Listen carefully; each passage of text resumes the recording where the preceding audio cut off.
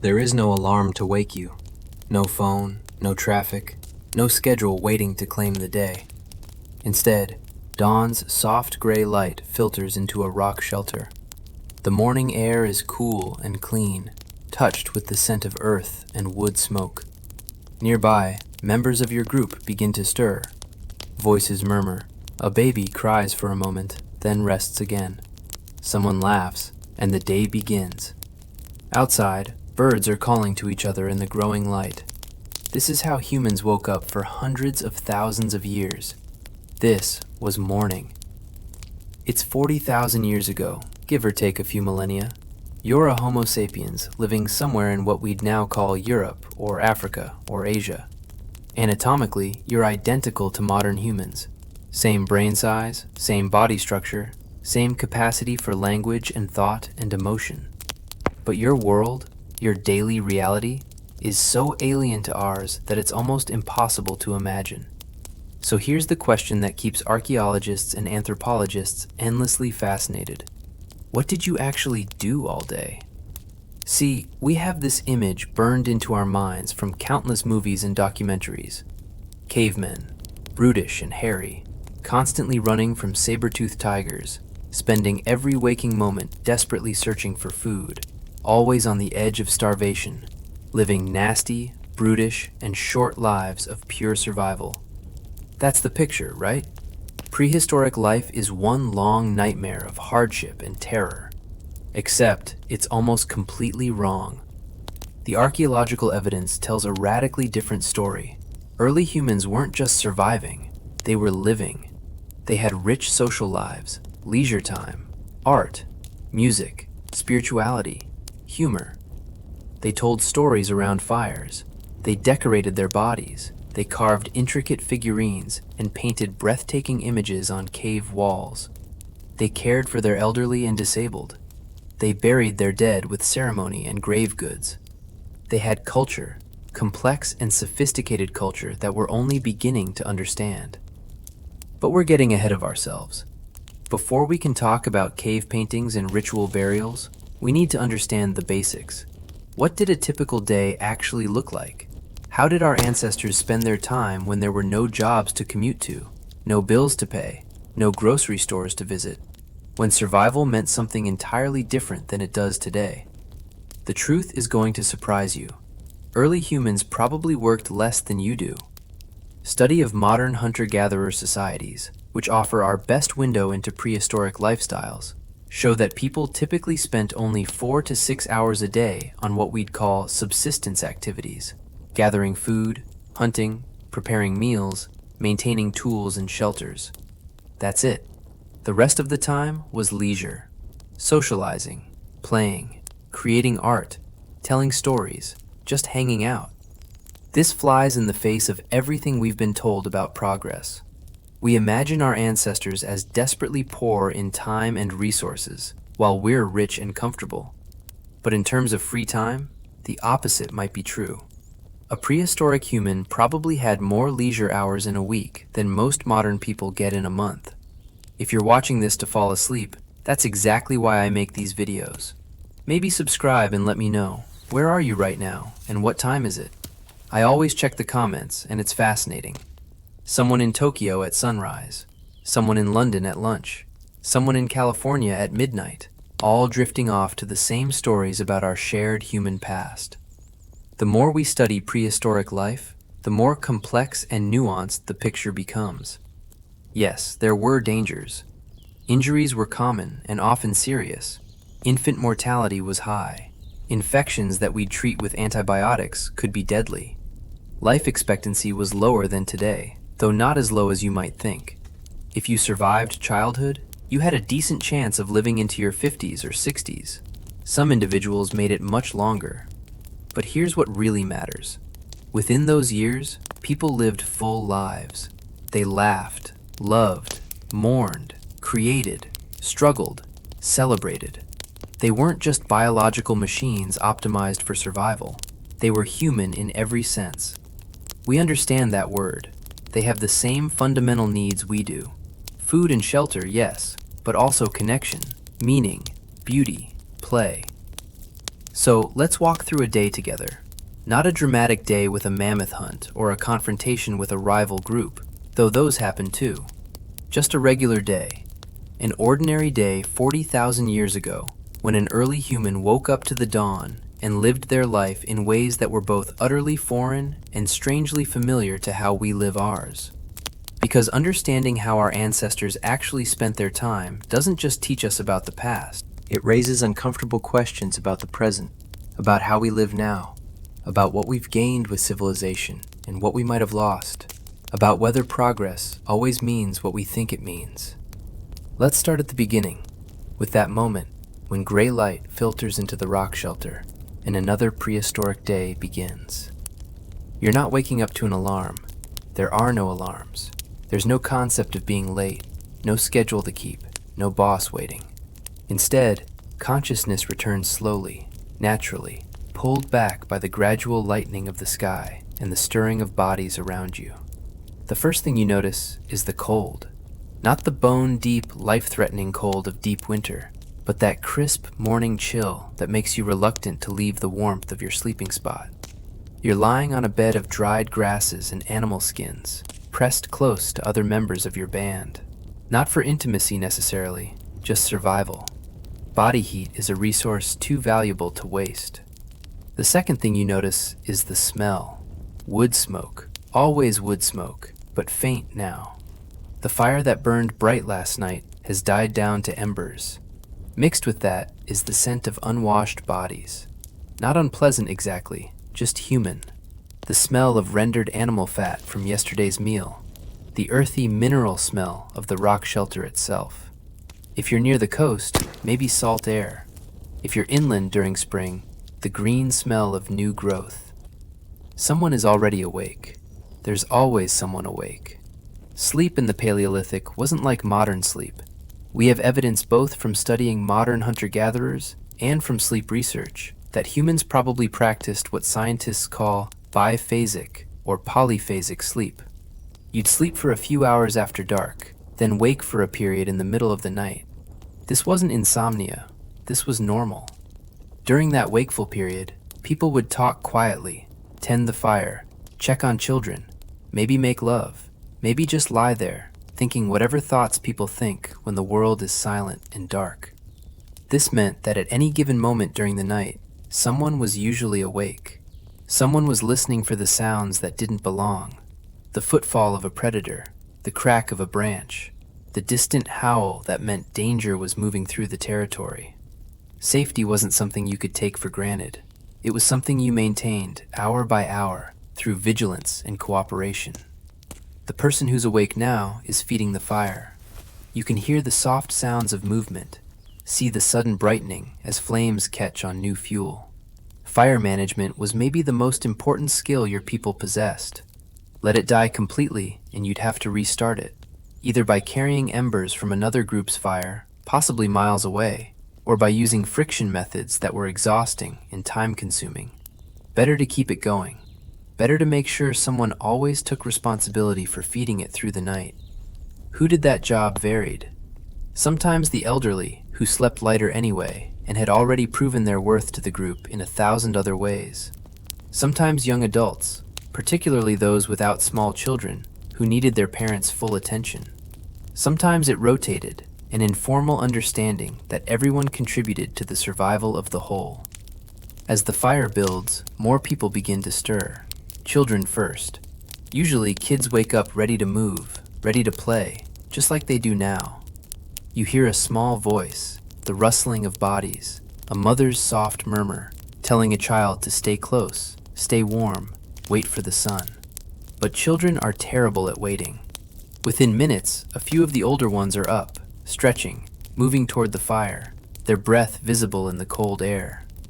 The adults wake more slowly. There's no rush. This is important to understand. The entire concept of rushing, of hurrying, of being pressed for time, these are modern inventions. Your day is governed by light, by hunger, by the weather, by the seasons.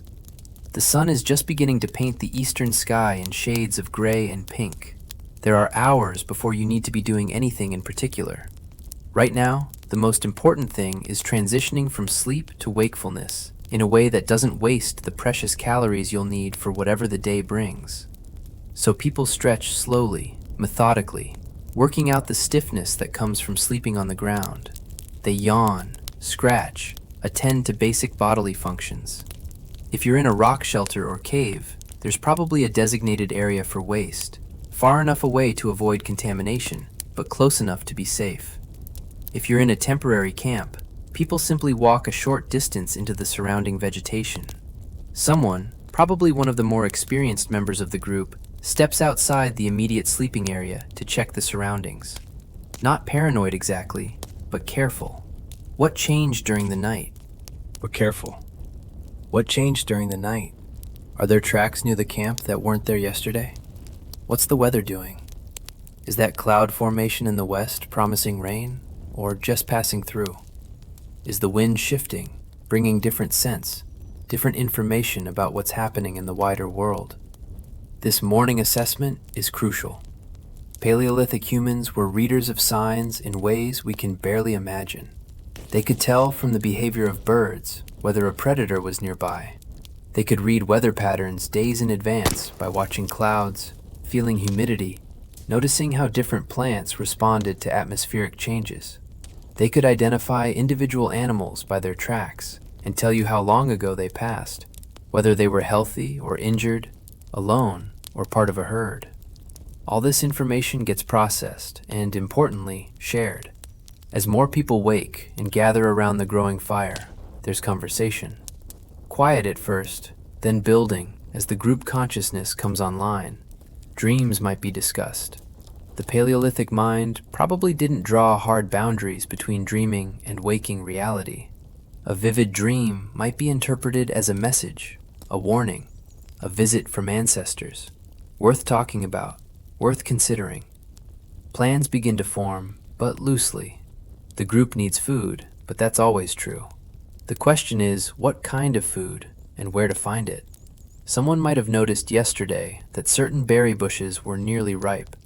Someone else might have seen signs of a large animal moving through a particular valley. A third person might suggest checking fishing spots if you're near water. None of these are orders. Nobody is in charge in the way we think of leadership. Instead, decisions emerge from discussion, from consensus, from individuals choosing to follow those with relevant expertise. But that's still ahead. For now, in these early morning moments, the main activity is simply being together. The band, your extended family, your survival unit, is reassembling after the night's dissolution. Everyone made it through another period of vulnerability. Everyone is here, accounted for, ready for another day. There's comfort in that. There's safety in numbers, yes, but also something deeper. Something that explains why humans are so fundamentally social. We literally evolved to need each other. Those who felt content in groups, who drew comfort from proximity to kin, who enjoyed cooperation. Those were the ones who survived the bottleneck. Their descendants, us, carry genes that make isolation feel wrong and community feel necessary. Children are playing now, their energy infectious. They're not playing anything structured, nothing with rules, just running, chasing, wrestling. The physical play that builds strength and coordination. The adults watch with half an attention, letting the kids be kids, but ready to intervene if play gets too rough or someone wanders too far. Meanwhile, practical concerns are being addressed. Someone is checking tools from yesterday. Is that spear point still secure in its shaft? Did that carrying basket develop any weak spots that need repairing? Is there enough cordage for today's needs? Or does someone need to spend time making more? These aren't chores in the modern sense. They're not unpleasant tasks you do before getting to what you want to do. They're just part of life, as natural as breathing. And all of it is happening without any sense of time pressure. The sun is higher now, the morning chill beginning to fade. You've been awake maybe an hour, though you have no way to measure that and no reason to care. Your stomach is starting to remind you it's empty. Other people are probably feeling the same. Soon, attention will turn to food, but not yet. For now, you're warm, you're safe. You're surrounded by people who know you, and care about your survival, because your survival increases their own chances. This is waking up in the Paleolithic. No sudden jarring into consciousness, no racing to get ready. Just the slow, communal transition from sleep to activity, guided by light and bodies, and the ancient rhythms that governed human life for hundreds of thousands of years. It's a pattern so fundamental that we still carry the biological echoes of it. That desire to hit snooze, to wake up slowly, to ease into the day rather than attacking it. That's not laziness. That's your Paleolithic brain remembering how mornings used to work, back when we had all the time in the world, and the only schedule that mattered was the movement of the sun across the sky. Let's talk about breakfast. Except your ancestors 40,000 years ago didn't have breakfast. Not in the way you think about it. They didn't wake up at 7 a.m., stumble to the kitchen, and pour themselves a bowl of cereal. They didn't have meal times at all. Not really. They ate when food was available, when hunger demanded it, when the opportunity presented itself. This might sound chaotic, but it wasn't. It was perfectly adapted to their reality. Picture yourself waking up in that rock shelter as the first light filters through the entrance. Your stomach growls. You're hungry, so you eat. So simple as that. What you're eating depends entirely on what's available. Maybe there's leftover meat from 2 days ago, when the hunters brought down a red deer. It's been hanging in the cool back of the shelter, away from direct sunlight, wrapped in the deer's own hide. The cold autumn air has kept it from spoiling, though it's starting to develop that slightly giddy smell. That means you should probably finish it today. You pull off a strip and chew it slowly.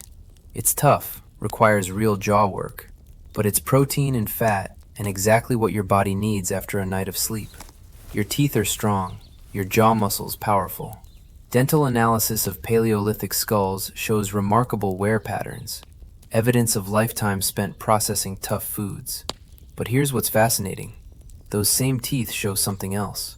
Microscopic plant residues, starch grains from roots and tubers, phytoliths from seeds and nuts.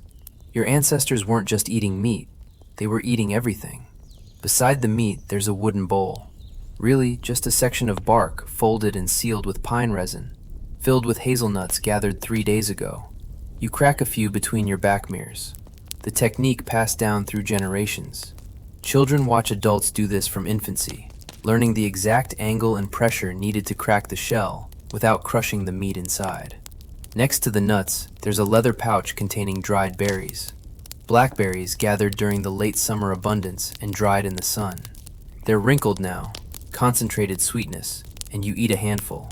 The sugar hits your system immediately, providing quick energy.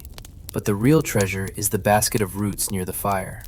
Someone, probably one of the older women with decades of plant knowledge, dug these up yesterday from the riverbank. They're cattail roots, starchy and nutritious, but basically inedible raw. So, they've been placed near the fire, not in it, just close enough that the heat is slowly breaking down the tough fibers and converting complex starches into digestible sugars. This is cooking, but not like you know it. No recipes, no precise temperatures, no timers. Just knowledge accumulated over thousands of generations about what heat does to different foods. The roots have been sitting there all night, slowly roasting in the residual heat from the fire that never quite goes out. By morning, they're soft enough to eat, sweet enough to enjoy. You pull one out, careful not to burn your fingers. It's hot, but manageable. You peel away the outer layer and bite into the flesh. It's not delicious by modern standards, but it's filling, and more importantly, it's safe. Raw, these roots contain toxins that would give you a nasty stomachache. Cooked, they're perfectly edible. This transformation, turning in plants into food through fire, might be one of the most important technological breakthroughs in human history. It effectively doubled or tripled the number of plant species your ancestors could eat. Tubers that were toxic raw became staple foods when roasted. Seeds that would pass through the digestive system unchanged became valuable nutrition when ground and heated. The evidence for this incredible dietary diversity comes from multiple sources. Coprolites, fossilized feces, have been found at archaeological sites across Europe and Africa. When scientists analyze them under microscopes, they find an astonishing variety of plant remains. Seeds from dozens of different species, pollen from flowers, microscopic fragments of leaves, roots, and bark. Some coprolites show evidence of insects, grasshoppers, beetle larvae, termites. These might seem unappetizing to modern Western palates, but they're actually excellent sources of protein and fat. Many contemporary hunter-gatherer societies consider insects delicacies, and there's no reason to think your ancestors felt differently. Dental calculus, the hardened plaque that builds up on teeth, tells a similar story. When archaeologists scrape it off Paleolithic skulls and examine it under high-powered microscopes, they find plant starches from across the spectrum. Wild grains, root vegetables, nuts, berries, even plant fibers that were probably chewed to extract moisture or to soften them for other uses. What emerges from all this evidence is a picture of incredible dietary flexibility. Your ancestors weren't specialized. They were opportunists, capable of exploiting virtually any food source in their environment. Coastal groups ate fish, shellfish, seaweed, seabirds, and sea mammals, supplemented with whatever plants grew near the shore. Inland forest dwellers ate deer, wild boar, nuts, berries, roots, and mushrooms. Groups living near rivers ate fish, waterfowl, aquatic plants, and the land animals that came to drink. This flexibility was crucial for survival. Environments change, seasons shift, animal migrations follow unpredictable patterns. A group that could only eat one or two types of food would starve when those resources became scarce. But a group that could eat 50 different things, they'd always find something. As you're eating your morning meal, others are doing the same. The young mother is sharing nuts with her toddler, showing him how to crack them, how to pick out the meat without getting shell fragments. He's not very good at it yet. His small hands lack the strength and coordination, but he's learning, and in a few years, he'll be teaching his own younger siblings. The old woman is preparing something more complex. She's taken some of the leftover meat and is pounding it between two stones, mixing it with rendered fat and dried berries. She's making pemmican, though she doesn't call it that. It's just food that lasts, concentrated nutrition that can be carried on long journeys or stored for lean times. This is knowledge, technical and precise. The ratio of meat to fat to berries has to be right, or it spoils. The pounding has to be thorough, or it doesn't bind together. She learned this from her mother, who learned it from hers. A chain of knowledge transmission stretching back thousands of generations. Nobody's eating alone. That almost never happens. Food is social, shared, distributed according to complex rules that everyone understands implicitly. The hunter who made the kill yesterday isn't eating any more than anyone else. In fact, he might be eating less because that's how the system works. Kill an animal, share it with the group, and when someone else makes a kill, they'll share with you. This is insurance, risk pooling, the social glue that keeps the group together.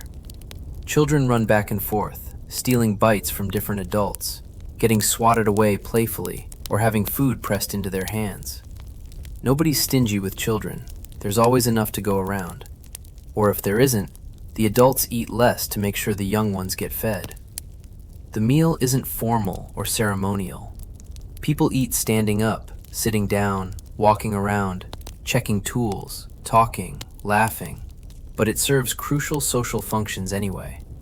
Everyone's together, reinforcing bonds, sharing information, making plans for the day. Who's going to gather plants today? Who's going hunting? Who's staying back to work on that deer hide? These decisions happen organically, emerging from consensus rather than command. Someone mentions that the hazelnut trees by the northern grove should be producing well right now. Several women and older children volunteer to check. Someone else notes that there were deer tracks near the river yesterday. The hunters exchange glances, nod, start mentally preparing for a possible pursuit. Food preparation continues throughout this conversation. Hands are always busy. Someone's grinding seeds between stones. Someone else is sorting through dried herbs, discarding any that show signs of mold. A teenager is learning to use a sharp flint flake to slice thin strips of meat, preparing them for drying. These skills are crucial, and they're learned entirely through observation and practice. No written recipes, no formal instruction. Children watch adults try to imitate, get corrected, try again. By the time they're adults themselves, they possess encyclopedic knowledge about food, which plants are edible and when, how to identify them in different seasons, where to find them, how to process them, how to store them. This knowledge base is staggering.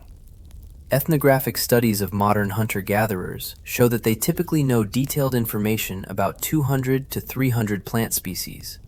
They know which parts are edible, which require processing, which are medicinal, which are toxic, which are useful for other purposes like cordage or poison for arrowroot tips. Your ancestors almost certainly possessed similar knowledge. They had to. Their survival depended on it. Eat the wrong mushroom and you're dead. Fail to properly prepare certain roots and you're spending the next 3 days with debilitating cramps. This isn't casual knowledge. This is life and death information, carefully preserved and transmitted across generations. As the morning meal winds down, the fire is fed a few more sticks. The embers never go out entirely if someone's paying attention. Fire is too valuable, too difficult to make from scratch.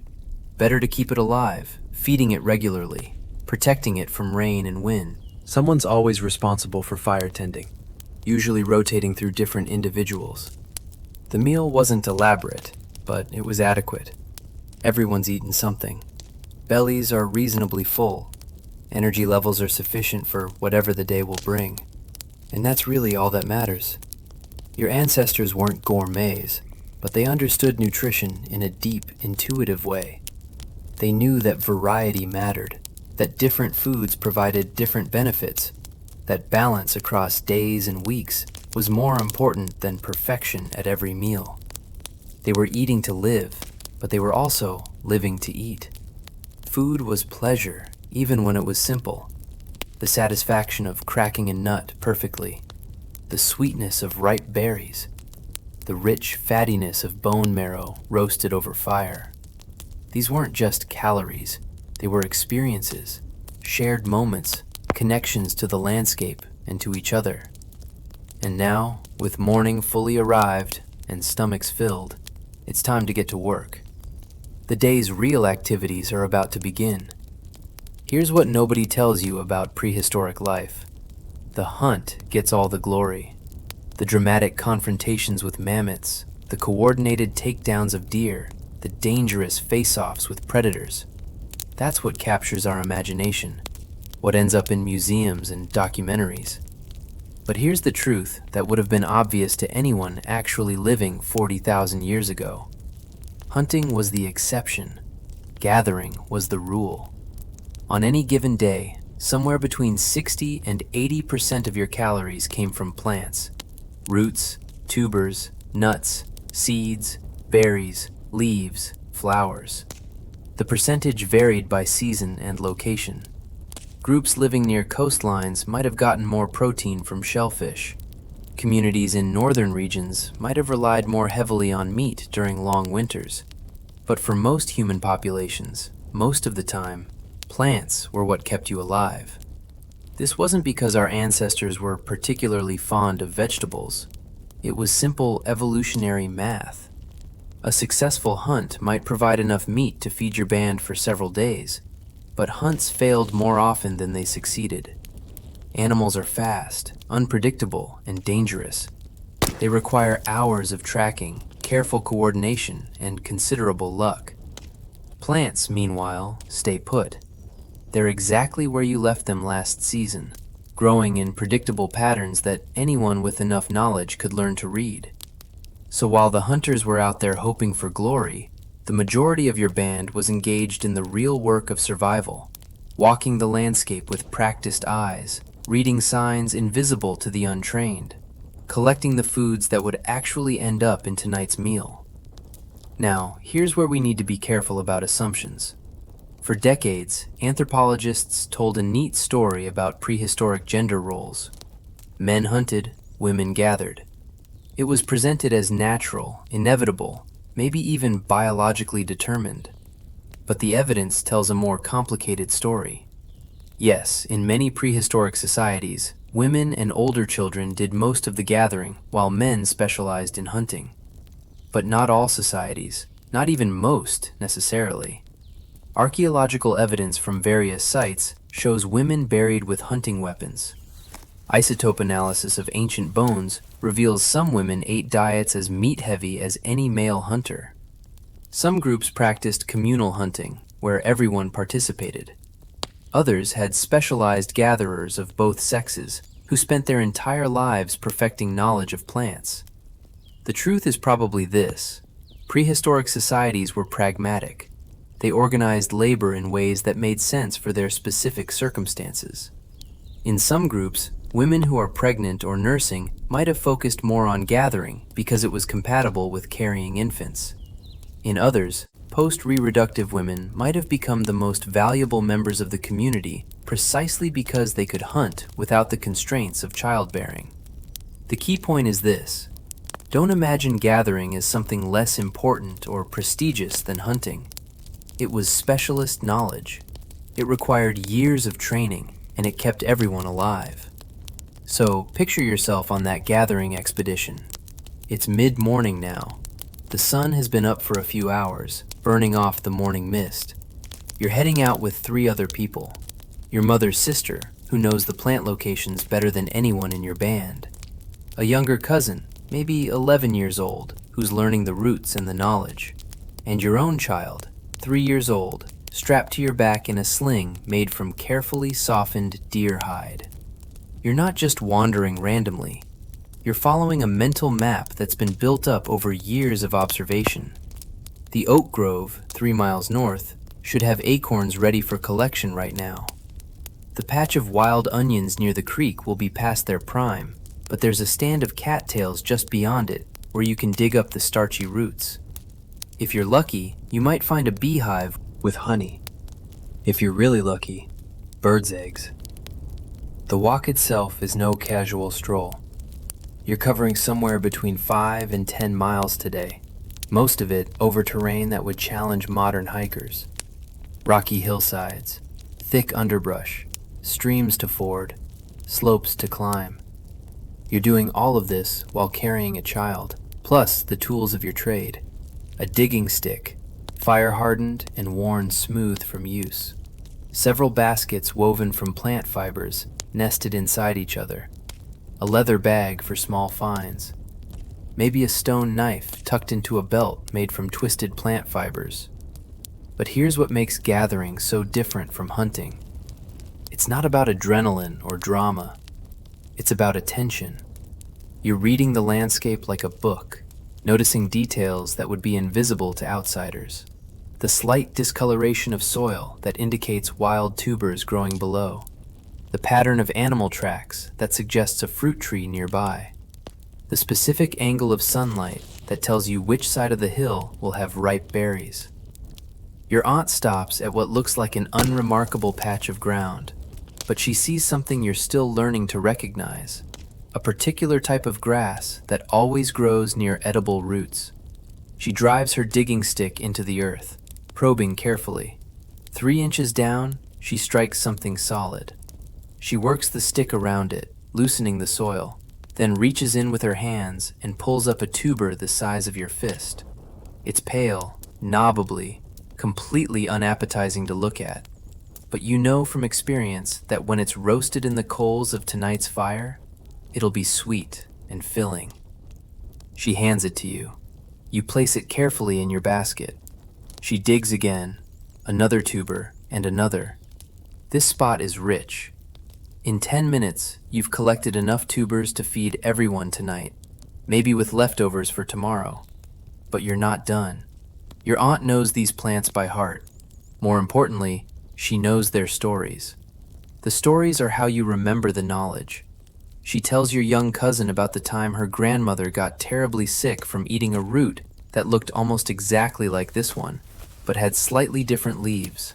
She points out the distinction. 3 veins in the leaf instead of 5. That tiny difference means the other plant would kill you, shutting down your breathing within hours. This is education, but it's nothing like sitting in a classroom.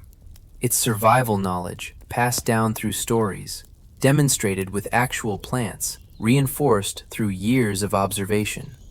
Your cousin will learn hundreds of these lessons.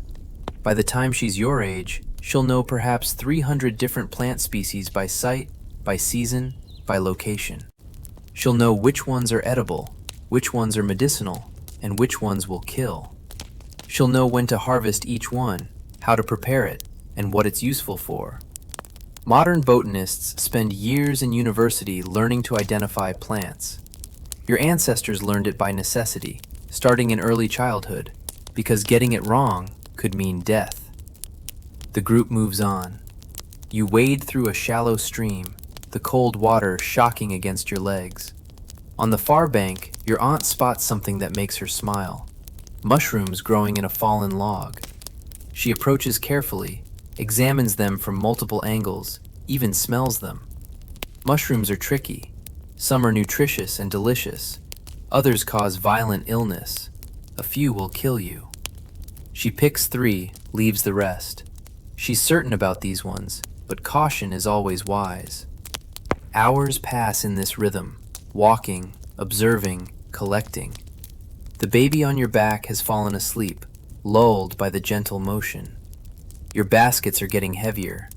Wild grapes, still slightly tart but edible. Seeds from a grass that you'll grind into flour back at camp. Bark from a specific tree that, when boiled, makes a tea that reduces fever. Your aunt collects this last one carefully, never taking so much that she damages the tree. She learned long ago that you have to think about next season, next year, the generations coming after you. This is sustainable harvesting. Though your ancestors didn't have a word for it, they just knew that if you stripped a plant bare, it wouldn't be there next time you needed it. The groups that learned this lesson survived. The ones that didn't faced starvation when resources ran out. By early afternoon, you're miles from camp. Your legs are tired. Your shoulders ache from the weight of your baskets. But there's something almost meditative about this work. No rush, no pressure, just the steady rhythm of walking and gathering, the warmth of the sun, the sound of birds calling to each other in the canopy above. You're completely present in a way that modern humans rarely experience. Every sense is engaged. You're listening for the rustle of animals, watching for the shimmer of water that indicates a stream ahead, smelling the air for smoke that might mean another band is camping nearby. Your younger cousin asks a question. She spotted a plant with bright red berries and wants to know if they're safe to eat. Your aunt doesn't just answer. She walks over, examines the plant, and launches into another story. How her mother once found these berries during a harsh winter when other food was scarce. How they sustained the band through 3 days of blizzard.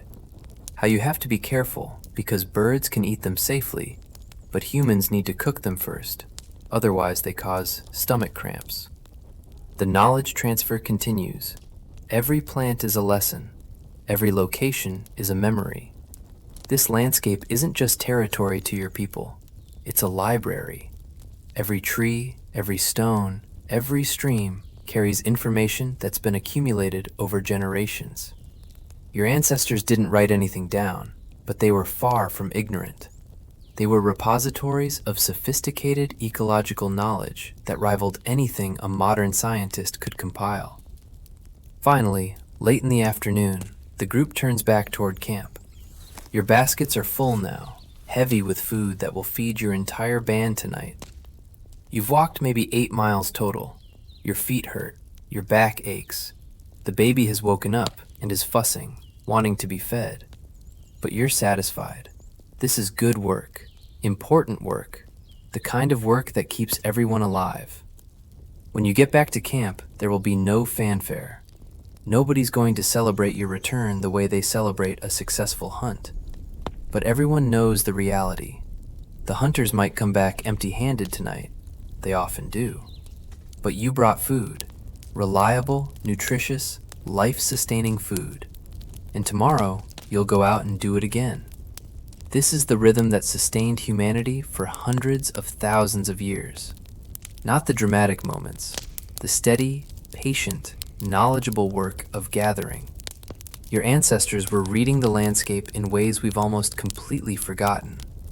They were paying attention to nature with an intensity that most modern humans never experience. And they were doing it not as a hobby or a spiritual practice, but as the fundamental work of survival. Here's something that might surprise you. Your ancestor probably wasn't hunting today or yesterday, maybe not even this week. We have this image of prehistoric life as a constant struggle. Early humans waking up each morning and immediately heading out to chase down mammoths or wrestle with saber-toothed cats. Hollywood loves this narrative. Man versus beast, daily death matches for survival. But the reality was far more interesting and far more strategic. Hunting for early humans wasn't a daily grind. It was an occasional high-stakes event that required immense planning, patience, and more often than not, ended in failure. A successful hunt might happen every few days if you were lucky, every few weeks if you weren't. The rest of the time you were preparing, planning, tracking, and most importantly, relying on gathering to fill your stomach. But when the hunt did happen, it was extraordinary. Let's say today is one of those days. The signs have been building for a while. Yesterday, scouts spotted fresh tracks from a small herd of antelope moving through a valley about 5 miles from camp. The animals are heading toward a seasonal water source, following patterns your people have observed for generations. The timing is right, the weather is clear, and most crucially, several experienced hunters are available and healthy enough to make the attempt. This is how it begins. Not with sudden impulse, but with careful deliberation. The group gathers in the early morning, 6 men and 2 women, all proven trackers and hunters. They discuss the plan using a combination of spoken language and hand signals that have been refined over thousands of years. Who will take which position? Where the animals are likely to go? What the fallback options are if things don't work out? They carry spears, each one a masterpiece of prehistoric engineering that took days to create. The wooden shaft carefully straightened over fire and seasoned for months to prevent warping. The stone point napped from high-quality flint traded from a quarry 200 miles away, hafted with plant resin and sinew that's been processed and dried to create a bond stronger than most modern adhesives. Some of the hunters also carry addles, spear throwers that use leverage to triple the velocity and distance of a thrown spear. This technology is relatively new, maybe only a few thousand years old in your region, but it's revolutionizing hunting in the same way the bow will revolutionize it thousands of years from now. The group moves out, and immediately you notice something. They're not rushing. There's no frantic chase, no dramatic sprint across the savannah. Instead, they're walking at a steady, sustainable pace, reading the landscape as they go. This is where hunting becomes a science. One of the trackers kneels beside a depression in the sandy soil. He studies it for several long moments, then signals to the others. The track is fresh, probably from this morning. The depth and clarity tell him the animal was moving at a walk, not alarmed. The spacing between tracks indicates it's a young adult, healthy, good size, but not too large to bring down. He can tell all this from a single hoof print. This isn't magic. It's pattern recognition honed over a lifetime of observation. Your people have been tracking animals since childhood, learning to read the landscape the way you might read a book. Every broken twig, every disturbed pebble, every scratch on a rock face tells part of the story. Where the animals went, how fast they were moving, how long ago they passed, whether they were calm or alarmed. The group follows the trail for hours. No rushing, just steady walking, periodically stopping to check signs and adjust their strategy. This is the part of hunting that never makes it into the dramatic retellings. The long, patient stalking that requires more mental endurance than physical strength. Around midday, they spot the herd. 8 antelope grazing in a shallow valley near a waterhole. Now comes the critical decision point. Do they attempt an ambush, trying to get close enough for spear range? Or do they use the technique that humans, uniquely among all predators, have perfected? They choose persistence hunting. Here's what makes humans terrifying predators. We can't outrun almost any animal in a sprint. A healthy antelope can hit 50 miles per hour. A human tops out around 15. But we have something no other animal has. We can run for hours in the heat of the day without overheating. Thanks to our nearly hairless bodies and incredible capacity for sweating, most animals, covered in fur and lacking efficient cooling systems, have to stop and rest after intense exertion, or they'll literally cook from the inside. The hunters spread out and begin to jog toward the herd. Not a sprint, just a steady, sustainable trot. The antelope spot them immediately and bolt. They're gone in seconds, disappearing over a ridge. But the humans don't stop. They follow the tracks at that same steady pace, reading the signs, keeping up the pressure. An hour passes, 2 hours. The sun is brutal now, the kind of heat that would drop most predators in their tracks. But the humans keep moving. Their bodies designed for exactly this kind of endurance. They're sweating profusely, yes, but that's the point. Each drop of moisture evaporating from their skin is carrying away heat that would otherwise build up and shut down their muscles. They find the herd again. The antelope run, but they're showing signs of stress now. Their tongues are hanging out. They're panting heavily. They can't cool down fast enough. The chase continues. 3 hours, 4. The trackers are rotating the lead position, allowing individuals to drop back and recover slightly, while others maintain the pressure. This is cooperative hunting at its finest. No single human could do this alone, but a coordinated group communicating constantly, sharing the effort, can accomplish what seems impossible. Finally, after nearly 5 hours, they close in on a single antelope that is separated from the herd. The animal is stumbling now, its cooling system overwhelmed, its muscles beginning to fail from the combination of heat and exhaustion. One hunter moves in close enough for a spear throw. The weapon flies true, striking behind the shoulder, and moments later, it's over. The hunters stand around the fallen animal, not cheering or celebrating yet. First comes the practical work. One of them makes a quick, precise cut and offers a prayer or acknowledgement.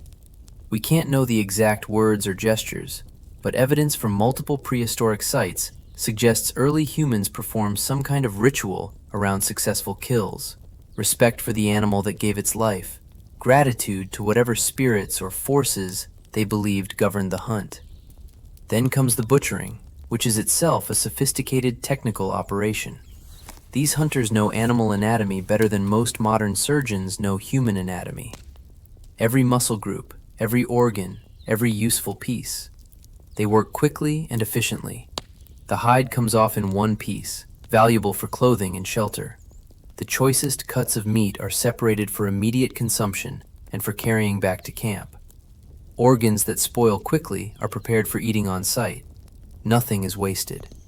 Even the bones will eventually be cracked open for their marrow, one of the most nutrient-dense foods available. But here's the problem. They're 5 miles from camp, and they've just produced several hundred pounds of meat and materials. They can't carry it all in one trip, and leaving meat unattended means lions, hyenas, and vultures will claim it within hours. This is where the social dimension of hunting becomes crucial. 2 runners head back to camp at speed to bring reinforcements.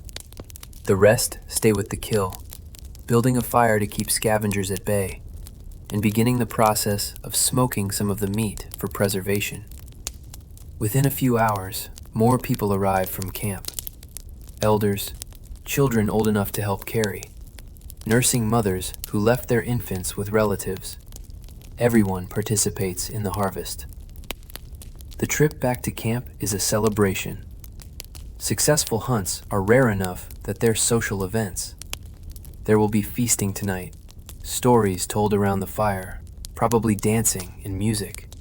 The hunters will recount the chase in detail, and in the telling, it will become part of the community's collective memory. Another story to teach young people about strategy, persistence, and cooperation. But let's be clear about something. This doesn't happen every day, or even every week. Between successful hunts, there are dozens of failed attempts. Tracks that lead nowhere. Animals that prove too fast or too alert. Injuries that force the hunters to turn back. Hunts that simply don't work out, despite everyone doing everything right. And this is crucial to understanding prehistoric life. Hunting was important, absolutely. It provided concentrated protein and fat that gathering alone couldn't match. The social bonds formed during cooperative hunts helped cement group cohesion. The skills required, tracking, weapon crafting, strategic planning, pushed the development of human intelligence and communication. But hunting was never the main source of calories for most prehistoric groups. That honor went to gathering, which happened every day, provided the majority of nutrition, and didn't require risking life and limb. Hunting was the occasional glory, the high-stakes gamble that sometimes paid off spectacularly. What made early humans successful wasn't that they were the best hunters. It's that they were good enough at hunting while also being excellent at everything else. Gathering, tool making, social cooperation, adapting to new environments. They were generalists who could deploy specialist skills when needed. And the hunt, when it succeeded, was just one thread in the complex tapestry of prehistoric survival. Tomorrow, whether today's hunt succeeded or failed, there would still be roots to dig, nuts to gather, tools to repair, children to teach, and the endless, patient work of staying alive in a world that was beautiful, abundant, and occasionally willing to reward the clever, the persistent, and the cooperative. The antelope is gone now, transformed into food, clothing, and tools. But the knowledge of how it was taken that lives on, passed from this generation to the next, refined and improved with each retelling until it becomes not just survival strategy, but culture. By midday, the camp was alive with a sound that would have been instantly recognizable to any craftsperson throughout history. The rhythmic tap, tap, tap of stone on stone. Not loud, not violent, just persistent, purposeful. The sound of someone making something that didn't exist before. Your aunt was sitting on a flat rock near the central fire, a hammerstone in one hand and a piece of flint in the other. Every few seconds, she'd strike the flint at precisely the right angle, sending a small flake spinning off into the dust. Around her, a scatter of rejected pieces and failed attempts. The archaeological debris that would still be visible 40,000 years later, telling stories to people who'd learned to read stone. This wasn't occasional work. This was daily maintenance, essential as eating or sleeping, because tools didn't last forever. That spear point you used yesterday, it might have chipped when it hit bone. The scraper someone used to process that hide last week, its edge was dull now, almost useless. In a world without metal, without mass production, without the ability to simply buy replacements, you made your tools or you didn't survive. But here's what's remarkable. Stone tool making, what archaeologists call knapping, wasn't something you just figured out one afternoon. It was a skill that took years to master, requiring an understanding of stone properties that bordered on intimate knowledge.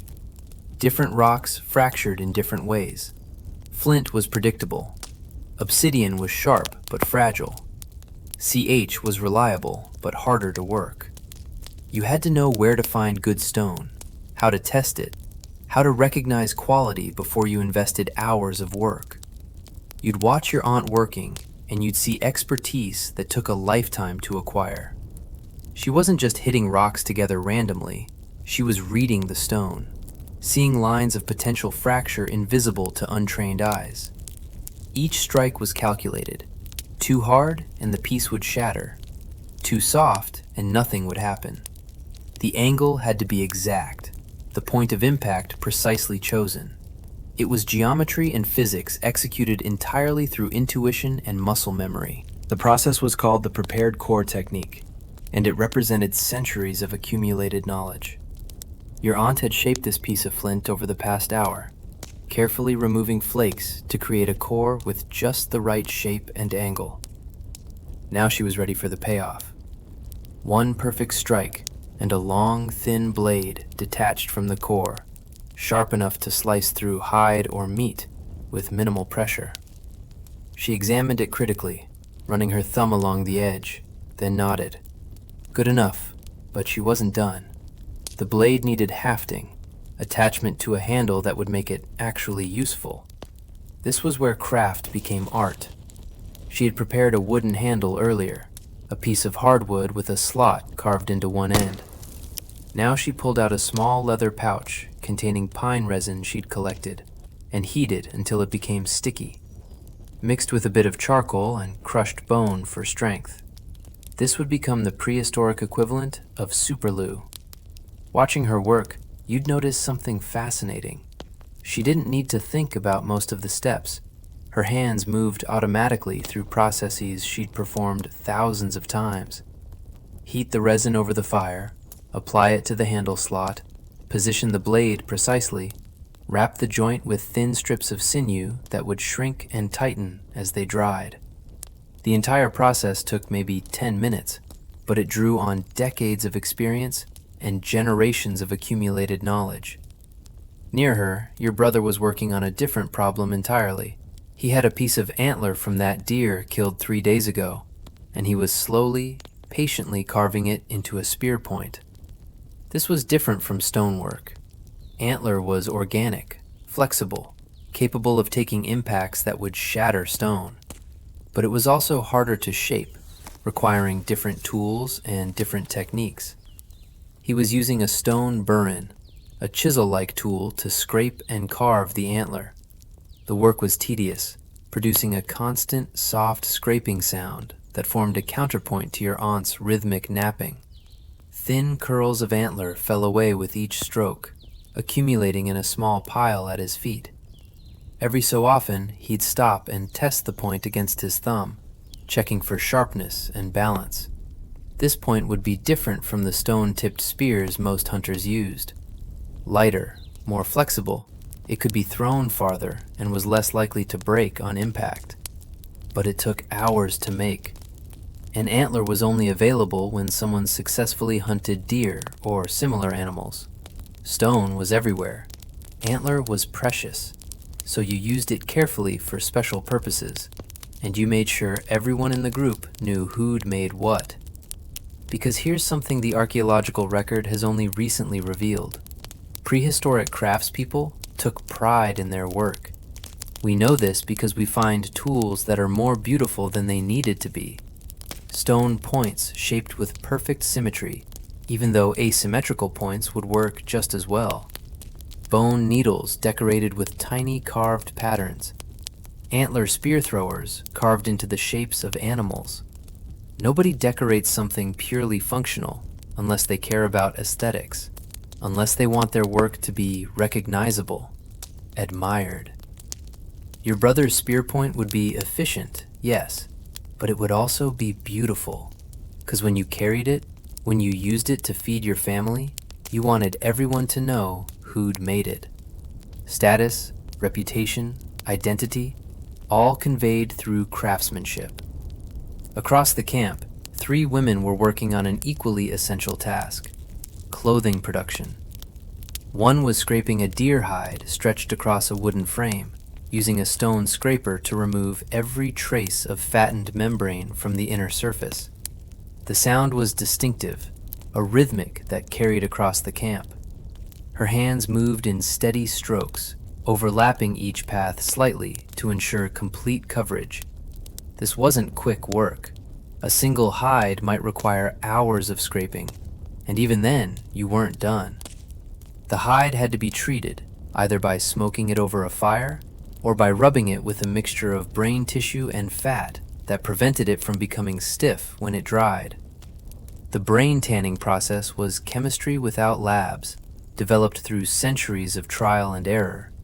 Someone, somehow, had figured out that brains contained exactly the right compounds to preserve leather. Maybe they discovered it by accident, maybe through systematic experimentation. Either way, the knowledge had been passed down, parent to child, for generations. Nearby, her sister was working on a hide that had already been tanned. She had a bone awl, a pointed tool for punching holes, and she was slowly, methodically creating a garment. Punch a hole, thread sinew through it, punch another hole. The stitching was crude by modern standards, but remarkably effective. These clothes would be warm, durable, and flexible. They'd last for seasons, maybe years, protecting their wearers from cold that could kill in hours. The third woman was doing something that would have seemed impossible to earlier humans. She was sewing with an actual needle, a tiny piece of bone drilled with a hole at one end, threaded with sinew. This technology was less than 20,000 years old in your time, a recent innovation that had revolutionized clothing production. With needles, you could make clothes that actually fit, that could be tailored to individual bodies, that could be decorated with sewn-on beads or dyed leather strips. She was making winter clothing for her daughter, fur-lined and layered, warm enough for the brutal cold that would come in a few months. The little girl sat nearby, watching intently, occasionally trying to help. This was how knowledge transferred, not through formal instruction, but through constant observation and imitation. By the time the girl was 10, she'd be competent at basic hide work. By 20, she might be one of the most skilled leather workers in the group. But clothing and tools weren't the only things being made. An older man sat by himself, working on something smaller, more delicate. He had a collection of shells he'd traded for last summer, when a neighboring group had visited from the coast, 3 weeks' walk away. Now he was drilling tiny holes in them with a stone drill, a painstaking process that required steady hands and infinite patience. These would become beads strung on plant fiber cord to make necklaces or bracelets. Purely decorative, purely social. Nobody needed jewelry to survive. But humans had been making it for at least 100,000 years, probably longer, because survival wasn't enough. We needed beauty, status markers, ways to express identity and affiliation. Those beads said, I have connections to the coast, and I have time to make beautiful things, and I value aesthetics. All of that conveyed through pierced shells on a string. What's striking about all this activity is the specialization. Not everyone was good at everything. Your aunt had spent decades mastering stonework and was genuinely expert at it. Your brother excelled at antler and bone carving, but was merely adequate at napping. The woman making winter clothing was the best leather worker in the group, and when her skills were needed, others contributed food or help with other tasks in exchange. This wasn't quite a market economy, but it was close, a recognition that different people had different talents, and that the group benefited when people specialized. It was also the foundation for something that would become increasingly important: social complexity. In groups where everyone could do everything equally well, there wasn't much basis for hierarchy or status differentiation. But when individuals developed specialized skills that others needed, power dynamics shifted. The best toolmaker, the best leather worker, the best artist, they all gained influence that transcended simple physical strength or hunting ability. And everywhere, children watched. A boy of maybe 8 sat near your aunt, trying to replicate her movements with his own small stones. Most of his attempts failed, producing nothing useful, but she encouraged him anyway. Occasionally, she'd take his hand, guide his strikes, show him the right angle. This was education, prehistoric style. No schools, no formal curriculum, just constant observation and practice under the guidance of experts. By the time the boy was 15, he might be competent at basic toolmaking. By 25, if he had talent and dedication, he might be expert enough to teach others, and the knowledge would flow forward another generation, each one adding small refinements, tiny improvements that would accumulate over centuries into technological revolutions. The afternoon sun moved across the sky, and the sounds of craft continued. Tapping, scraping, the crackle of fire, occasional conversation, creating the material culture that made human life possible, building one patient stroke at a time, the foundation for everything that would come after. If you imagine early humans as exhausted, half-starved figures trudging endlessly across the landscape, constantly hunting, constantly gathering, constantly on the brink of collapse. You're not alone. That image has been drilled into us for decades. Life before civilization, we're told, was nasty, brutish, and short, a constant struggle for survival. No time for anything except work. But when anthropologists started living with modern hunter-gatherer societies and actually counting how they spent their time, a very different picture emerged. On average, adults in many foraging societies only spend about 4 to 6 hours a day on what we would call work. Finding food, preparing it, maintaining tools, basic camp upkeep. The rest of the day, it isn't filled with frantic scrambling. It's filled with nothing in particular. Resting, talking, playing, making music, grooming, staring into the distance, simply existing. If your day 40,000 years ago were plotted on a modern timesheet, it would probably confuse a corporate manager. Yes, there are bursts of intense effort, tracking animals for hours, carrying heavy loads of gathered food back to camp, shaping stone tools with careful precision. But these bursts are surrounded by long stretches of low-intensity, flexible time. Time you can bend around your body's energy, the weather, the mood of the group. So what did people actually do with all those hours? A lot of it would look surprisingly familiar and strangely slow. You rest. That might mean lying on your side under a patch of shade, half listening to the chatter of your relatives. It might mean sitting near the fire, absently turning a smooth pebble in your fingers, watching the smoke drift upward in twisting ribbons. When the body is your only real tool, preserving it is part of survival.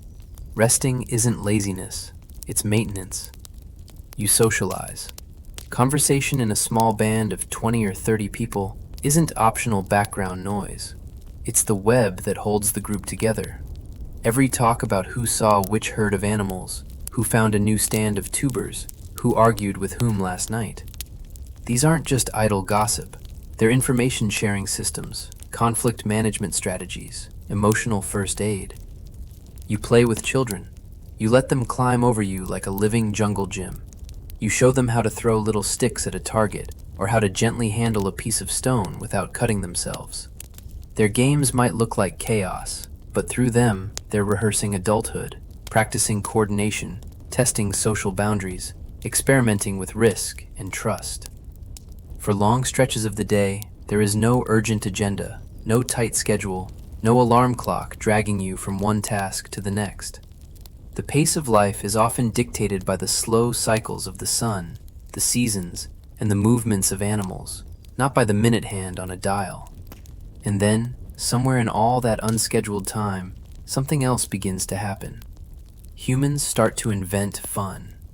Archaeologists have found small objects at prehistoric sites that don't fit neatly into any category of tool or weapon. Tiny carved animals made of bone or antler, smooth-shaped pieces of stone drilled through the center like early spinning tops. Little figurines of people, sometimes exaggerated in strange ways. To a hungry adult crouching over a fire, these might not do much, but to a child, they're toys. You can picture it, a small hand trying to spin a stone disc on the packed earth. Two kids pretending to hunt with miniature spears made from twigs. A parent half amused, half attentive, letting them help with a task that doesn't really need helping. Play isn't a distraction from real life. It is real life. Through play, children learn to aim, to negotiate, to share, to lead and follow. There are hints of games for adults too. Certain small stones and bones found together in patterns that suggest dice or counters. Etched lines on flat rock surfaces that might have been game boards. Places where pieces were moved back and forth in quiet competitions that passed the time and strengthened social bonds. We don't know the rules they used or the stakes they played for, but the impulse is clear. When immediate needs are met, human minds look for patterns, challenges, little puzzles to solve. Games are structured daydreams, and early humans seem to have had time for plenty of them. And then there's music.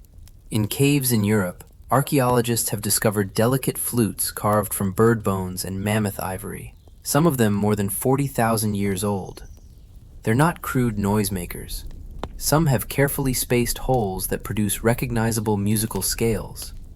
Someone sat down and experimented, adjusting each hole just a bit, learning by ear how to turn raw bone into a working instrument. Imagine the first time someone in your band brings one of those flutes out by the fire. The sky is dark. The stars are beginning to appear. Embers are glowing. They lift the flute to their lips, take a breath, and a strange, clear sound rises above the crackle of the fire and the soft murmur of voices. For a moment, everyone freezes. Then the notes repeat, hesitant at first, then more confident. Someone starts to clap a rhythm. Another person taps a stick against a log. Feet begin to move. Bodies sway. The camp, which just a few minutes ago was quietly settling in for the night, is suddenly alive with dance. Music and dance are more than entertainment. They synchronize bodies and minds. When everyone moves together, breathes together, voices rise and fall together, something powerful happens in the brain. Group identity strengthens, anxiety fades. The world feels for a moment coherent and safe. In small, vulnerable bands of early humans, those moments of shared rhythm may have been as important as any spear or shelter. After the dancing comes the other great technology of leisure: stories. You're back at the fire. The night is quiet now. A few last sparks drift upward like tiny glowing insects. The older members of the group edge closer to the flames. Children lean against their parents. Someone, maybe the best talker in the band, begins a story. It might be about the last great hunt, when the wind changed suddenly and nearly ruined everything. It might be about the time the river flooded and the group had to move camp in a hurry. It might be about a trickster animal who steals fire, or a spirit who lives in the thunderclouds and punishes the greedy. Some of these stories are clearly about real events. Others reach into the world of myth and imagination. But all of them carry something: a warning, a clever strategy, a memory of who did what and why it mattered. Without writing, without records, stories are the memory of the group. They carry information across years and generations. Where the good water is in a dry season, which plants can cure a fever, and which can kill you. What happened the last time someone broke a particular social rule? Listening to these tales by firelight, half awake, half drifting, you're not just being entertained, you're being trained, quietly and gently, for the rest of your life. But not all of this time is spent in conversation, music, or play. Some of it is devoted to the slow, meticulous work of grooming. If you've ever watched primates in a documentary, you've seen it. Monkeys and apes carefully parting each other's fur, picking out dirt and parasites, inspecting skin with absolute concentration. It looks fussy, but it serves two purposes: hygiene and bonding. Early humans did the same, but with a slightly different twist. No fur, but plenty of hair. You sit with your back to a friend or sibling or partner, while they gently comb through your scalp with fingers or a simple comb made from bone or wood. They pick at little bumps, remove bits of debris, crush an unlucky louse between their nails. It's both practical and soothing, the kind of intimate contact that says, without words, you matter. I'm paying attention to you. Then comes decoration. Red ochre, a naturally occurring iron-rich pigment, shows up at human sites going back hundreds of thousands of years. It's often ground into powder, mixed with fat or water, and applied to skin or hair. Is it sunscreen, insect repellent, symbolic body paint? It might be all three at once. You sit while someone traces lines on your face, your chest, your arms. Maybe they mark you as a member of a particular band. Maybe they signal your role in a ritual, or your status as someone who has completed a dangerous hunt. Hair is braided, beards are trimmed or decorated. Simple jewelry made from shells, teeth, or carved bone is threaded through hair or hung from cords around wrists and necks. These acts take time. They're not required to eat, drink, or stay alive, but they're part of how early humans turned bare survival into a life with identity, beauty, and meaning. And in between, all this talking and playing and decorating and music making, there are long stretches of something that, in the modern world, we've almost forgotten how to do. Just watching. You lie on your back and look at the clouds drifting across the sky. You sit quietly and follow the path of a line of ants carrying food back to their nest. You stand at the edge of camp and watch a herd of animals grazing in the distance, the way they cluster and scatter, how the wind shifts their scent. You trace the patterns of stars, noticing how some constellations rise at particular times of year, how the moon waxes and wanes. To a modern observer, this might look like boredom, but for early humans, this constant, gentle observing is part of how they build a mental map of the world. It trains attention. It sharpens intuition. The person who has spent hundreds of evenings quietly watching the sky might be the first to notice an unusual pattern of clouds that hints at an approaching storm. The child who has spent endless hours following animal tracks just for fun might become the best tracker in the band without ever being formally taught. And there's something else here, something less practical and more mysterious. When you have no glowing screens, no written words, no background music piped in from distant speakers, silence and stillness don't feel empty. They feel full of insect hum and bird calls, the sigh of wind through grass, the distant rush of water, the soft breathing of people you love nearby. In that stillness, the boundary between you and the world can feel thinner. You're not a separate mind trapped in a frantic schedule, glancing at nature through a window on your day off. You're an animal in an environment embedded in it, attentive to it, shaped by it. So the day of an early human 40,000 years ago is not a blur of endless toil. It's a pattern of effort and ease, of focused work and rambling leisure, hunting, gathering, crafting. Yes, but also joking, singing, dancing, grooming, decorating, storytelling, cloud watching, stargazing. Their lives were dangerous in ways ours usually aren't. Illness, injury, and hunger were always nearby. But they also had something that's become rare in many modern lives. Long, unbroken stretches of time in which nothing urgent had to be done. Time to let the mind wander. Time to be with others without an agenda. Time to simply be awake in a living world. And as the fire dies down and the last story fades into the warmth of the night, that spaciousness follows you into sleep. Tomorrow, there will be work again, but there will also be music and laughter and the slow, quiet business of being human. So let's zoom back in on that ordinary day, 40,000 years ago. You're not alone out there on the savannah, or in the forest, or along the icy riverbank. You live in a band, not a village, not a city. A tiny human world of maybe 20, 30, 40 people, rarely more than 50. Small enough that you know every voice, every laugh, every step in the dark. You can tell who's walking behind you by the way their foot scrapes the ground. You recognize a cough in the middle of the night. This isn't an accident. It's how your species works. Bands that are too small can't defend themselves, can't share enough skills, can't find enough marriage partners. Bands that are too big become unstable. Too many conflicts, too many mouths to feed, too hard to move together when the herds leave or the seasons change. So natural selection, culture, and sheer practicality have all pushed your ancestors into a kind of sweet spot. A living room-sized society, intimate, flexible, deeply personal. Everyone in that little group fits into a mental map in your head. Who's generous? Who's lazy? Who can be trusted to keep a secret? Who will share food when the hunt goes badly? Who will quietly slip your child a piece of dried meat when you're not looking? These invisible maps of relationships are as important as stone tools or fire. They're how your people survive. And where there are relationships, there is conflict. Not courtroom drama, not kings and judges, but everyday frictions. Someone took more meat than they earned. Someone flirted with someone else's partner. Someone skipped their turn watching the fire. In a band this small, you can't just walk away and never see them again.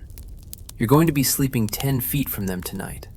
So, How do you keep the peace without police, laws, or prisons? You use the oldest tools human beings ever invented: gossip, mediation, reputation. Gossip in your world isn't idle chatter.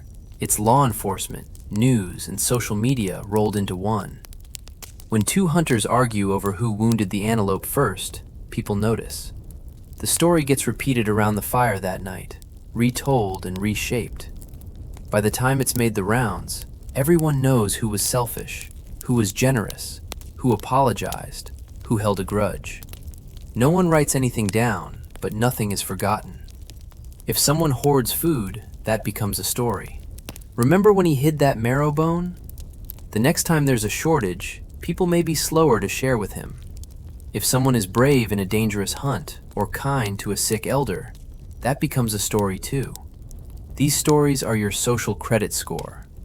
They determine who gets help when they're in trouble, who's trusted with important tasks, who's allowed to sit in on serious conversations. For bigger conflicts, you don't have a courthouse, you have elders. The older woman who has seen 100 arguments about meat and marriage. The man who remembers the last time two brothers almost came to blows and how that was settled. They're not judges in the modern sense, but people turn to them when tempers flare. They sit between the angry parties, speak slowly, bring up past events. They add context, remind everyone of shared hardships and past kindnesses. Mediation is a survival strategy. A feud in a band of 30 can be a death sentence.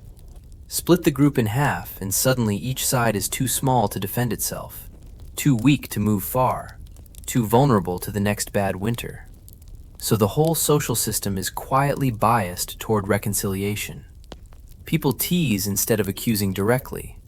They complain in roundabout ways. They sing songs that hint at bad behavior rather than naming names. It might sound indirect, but that soft pressure is powerful. It lets people change without losing face. It lets them step back from the edge. Underneath all of this, there's a simple truth. Your survival depends on other people. That starts early, from the moment you're born. In your band, children don't belong to just one nuclear family in the modern sense. They belong to the camp, to the group, to the network. Your mother matters, your father matters, but so do your grandparents, your aunts and uncles, your older siblings, and even unrelated adults who've basically been adopted into the family circle. In the language of modern anthropology, this is cooperative breeding. In the language of your ancestors, it's just life. Your mother might be off gathering roots, carrying your younger sibling, or helping process meat. Someone else keeps you entertained. An aunt lets you gnaw on a bit of hide. An older cousin shows you how to stack little stones. A grandmother hums a rhythmic pattern while she braids cord, and your brain quietly absorbs the sounds of your language. It takes a village isn't a metaphor here, it's a job description. If your mother dies, or gets injured, or simply has to walk all day to track a migrating herd, you don't automatically die with her. There are other breasts to nurse from, other arms to carry you, other minds invested in your survival. That redundancy, multiple adults caring for the same children, is an invisible safety net woven through early human life. It also frees people to specialize. Some adults are better at patient teaching, some at rough play that teaches balance and strength, some at comforting you when you wake from a nightmare. The result is that by the time you're 10 or 12, you've learned from a whole village worth of teachers, each passing on tiny fragments of knowledge cribbed from their own parents and grandparents. Relationships and partnerships within this world are more varied than simple one man, one woman forever. Different environments, different cultures, and different times probably saw different patterns. In some groups, long-term pair bonds might have been the norm, partners raising children together for many seasons. In others, partnerships may have been more fluid, with people forming and dissolving unions as circumstances changed. There could have been arrangements we would today call polygynous, with one man linked to multiple women, or polyandrous, with one woman at the center of multiple male alliances, especially in tough environments where resource sharing was critical. The key point is that there was no single natural prehistoric marriage model.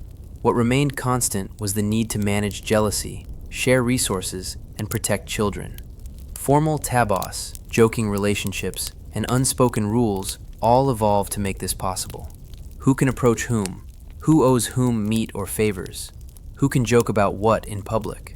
These patterns act like quiet traffic lights, guiding everyone through the emotional maze of desire, loyalty, and responsibility. And a band of 30 isn't the whole world. Beyond the circle of familiar faces around your fire, there are other bands, other groups speaking similar languages or dialects tied to you by distant cousinship, old alliances, or simple habit. You might only see them a few times a year, but those visits are some of the most important events in your life. Imagine late summer or the end of the dry season, when resources are temporarily abundant in one particular valley. Herds gather, fish are running, fruit trees are heavy. Word spreads, not with phones or maps, but through chains of meetings. A lone hunter passes another band and mentions where the game is thick. A visiting cousin talks about a riverbend full of fish. Slowly, bands converge. This is your version of a festival. At the seasonal gatherings, trade blossoms. A man from a coastal group brings shells and dried fish. Someone from the mountains brings obsidian for blades. Others have ochre for paint, fine skins, carved bone tools. Objects travel hundreds of miles in small jumps, changing hands again and again. Each trade sealed with conversation, stories, maybe a shared meal. Mating happens here too. If your band only has 30 people, you don't want everyone pairing up exclusively inside that tiny circle for generation after generation. Inbreeding is a silent killer, so alliances with other bands matter. Young people meet potential partners from outside. Some return to your band with a new mate. Some leave joining another group permanently. In modern terms, this is population genetics. For your ancestors, it's just life moving forward. These gatherings are also where information spreads. Someone has discovered a new way of attaching stone points more securely to a spear with plant resin. Someone has found a valley where winter is a little less harsh. Someone has noticed a new predator in the area. Stories, warnings, and techniques ripple out through these networks like radio transmissions traveling across the continent, but carried in memories and words instead of wires. All of this depends on one extraordinary adaptation: language, not just grunts and gestures, but layered, flexible, combinatorial speech. The ability to say not just lion and there, but 3 lions came from that ravine last dry season when the river was low, so don't camp there with small children. The ability to explain a hunting strategy, a myth, a dream. By 40,000 years ago, your ancestors almost certainly had languages as capable as any spoken today. Different vocabularies, different rhythms, but the same basic cognitive machinery: syntax, tense, metaphor, jokes, insults, love songs, lullabies. Language lets your band coordinate complex hunts. It lets elders tell children about dangers they've never personally seen. It lets news of a drought in the next valley overreach you before you run out of food. And at night, lying half asleep near the fire, language lets you drift on waves of quiet storytelling. Tales of heroic animals, clever ancestors, dangerous spirits, lost lovers. In this world, the elderly aren't pushed aside. They're hard drives. In a physically demanding life, an old body can't do everything it once did. Knees ache, eyes blur, hands shake a little when napping stone. But the mind, honed by decades of experience, becomes more valuable with each passing year. The old man who can't chase a deer can still remember which stars mark the change of season. The grandmother who no longer gathers as far from camp remembers which plants cure stomach pain and which ones are deadly. The elder who has lived through a brutal winter can advise when it's time to move, even if the sky and ground look deceptively calm. When a child's fever spikes, the elders recall past fevers and what helped. When smoke on the horizon hints at a distant fire, they remember the last time the forest burned. Which animals fled which way? Which valley stayed safe? They're walking libraries of famine and abundance, of floods and dry years, of conflicts and reconciliations. In a world without books, losing an elder suddenly is like a modern library catching fire overnight, which brings us to death. People died young, often infection, injury, childbirth, accidents while hunting, or simply falling from a tree. But what's striking in the archaeological record is not just the fact of death, it's how people responded to it. We find graves, not just bodies dropped in holes, but careful arrangements, skeletons curled in fetal positions, sometimes dusted with red ochre, as if painted for a final journey.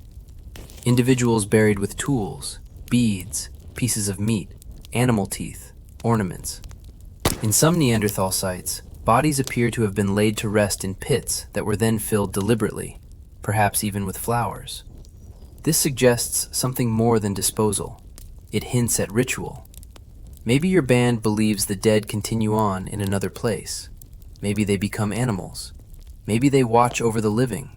Maybe there are stories about a shadow world under the ground or above the clouds. Whatever the specific belief, one thing seems clear. Death is not treated as nothing. When someone dies in your camp, the ordinary rhythm breaks. Gathering trips are postponed. Hunts are quieter. People sit closer together at night. Words are spoken more softly. Children ask questions. Adults tell stories about the dead person's bravery, generosity, or foolish mistakes. Death, too, becomes part of the gossip of the group, but in a different register. Not about behavior to be judged, but about meaning to be found. The act of burying the dead, of returning them to the earth with care, does something to the living. It knits them together in shared grief, shared memory, shared fear, and shared hope. In that sense, social life and community aren't just pleasant add-ons to early human existence. They are the core technology that made everything else possible. Your ancestors didn't survive because they were the strongest individuals. They survived because they were embedded in networks of care, obligation, communication, and memory. Around that small circle of 20 to 50 faces, faces you know better than your own reflection, the entire human story is already unfolding. Cooperation and conflict, love and jealousy, wisdom and foolishness, birth and loss. Tiny moving tribe carrying fire, tools, stories, and genes across the landscape. As the sun drifts lower and the day begins to cool, those bonds of community will shape the last hours of your prehistoric day. How you gather around the fire, what you sing, what you remember, and what you dare to dream about for tomorrow. By the time the hunting and gathering of the day were done, when bellies were mostly full and the fire had burned down to a steady orange glow, something else usually began. Something that didn't fill the stomach or sharpen a spear, but still felt necessary. Your ancestors had another job besides staying alive. They had to make sense of being alive. Picture the entrance of a cave as night falls. The last light is fading outside. The air cools, and the sounds of insects and distant animal calls begin to rise. Inside, the fire paints the walls with moving shadows. Someone picks up a piece of red ochre. Someone else unrolls a length of sinew with shell beads threaded onto it. In the half-darkness, people start to transform themselves and the world around them. To us, it looks like art and religion. To them, it was probably just life. Let's start with the most famous evidence of that in a world. Deep in the dark, far from the cave mouth, far beyond where anyone needed to go to sleep or store food, there are paintings. Not casual doodles near the entrance, not quick sketches you might make while waiting out the rain. Some of the most spectacular images in Ice Age Europe appear hundreds of meters underground, in places you can't even reach without crawling or climbing. Places where no sunlight is ever reached. Horses, bison, lions, woolly rhinoceroses, mammoths. Herds flowing across the stone as if the rock itself was alive.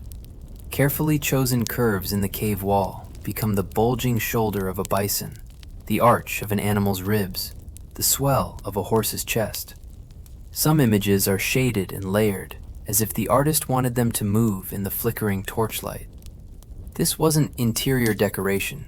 Nobody was living down there. To get these paintings, people had to gather torches, fuel, pigments, and tools. They had to organize expeditions into absolute darkness. They had to know the cave well enough not to get lost. They chose these places deliberately, then filled them with images that, as far as we know, only they would ever see. Why? We don't know. But there are clues. One possibility is teaching. Imagine the hunters of your group bringing adolescents into the cave, torches in hand, pointing at painted herds while they tell stories. Where to aim your spear, how a wounded animal behaves, which season the bison pass through which valley. The cave walls become a kind of three-dimensional blackboard, a school hidden under the earth. Another possibility is ritual. In many traditional societies, images of animals aren't just pictures, they're tools to influence reality. To draw a successful hunt into being before it happens, to honor the spirit of the animals you depend on, to apologize even for taking their lives. Those painted bison may have been more like prayers than paintings. Or maybe it was both, teaching wrapped in myth, practical knowledge encoded in sacred stories, a ritual hunt painted in the dark that prepared you for a real hunt in the dawn. And still the question lingers, why so deep? Why risk the dangers of underground tunnels when a rock face outside would work just as well? Some archaeologists think those deep chambers were chosen exactly because they cut you off from ordinary life. Once you were down there, there was no day or night, no horizon, no weather, just stone, darkness, fire, voices, and whatever moved inside your own mind. That's the perfect recipe for altered states of consciousness. Which brings us to something we can't fossilize, but we can infer: early spirituality. Across many hunter-gatherer cultures today, there are figures we would call shamans. People who dance, chant, fast, or use psychoactive plants to enter trance states. They travel to other realms, talk to ancestors, negotiate with animal spirits, heal the sick.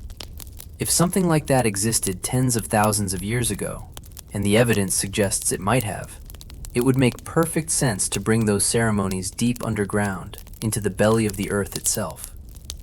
In the dark caves of Europe, archaeologists have found strange clusters of dots, lines, and geometric signs around the animals. Not just realistic pictures, but abstract marks, ladders, zigzags, hand stencils, series of dots that may line up with lunar cycles. Some researchers think these marks formed an early notational system, a way of counting days, tracking seasons, maybe even predicting migrations. Others think those shapes resemble patterns people see in visions, the geometric flashes of light that appear behind closed eyes during trance. If that's true, then the walls of these caves are not just records of animals, but records of experiences inside the human mind. While all this was happening underground, something else was happening on the surface. People were decorating themselves. Long before the famous cave paintings of Europe, tens of thousands of years earlier, humans in Africa were grinding ochre, iron-rich minerals, into powder. They mixed it with fat or water. They rubbed it on their skin. They smeared it on tools. They used it to stain hides. At sites over 100,000 years old, archaeologists have found pieces of ochre deliberately shaped and engraved, as well as shells pierced for threading. Little beads worn smooth in places where they rubbed against skin or clothing stained with pigment.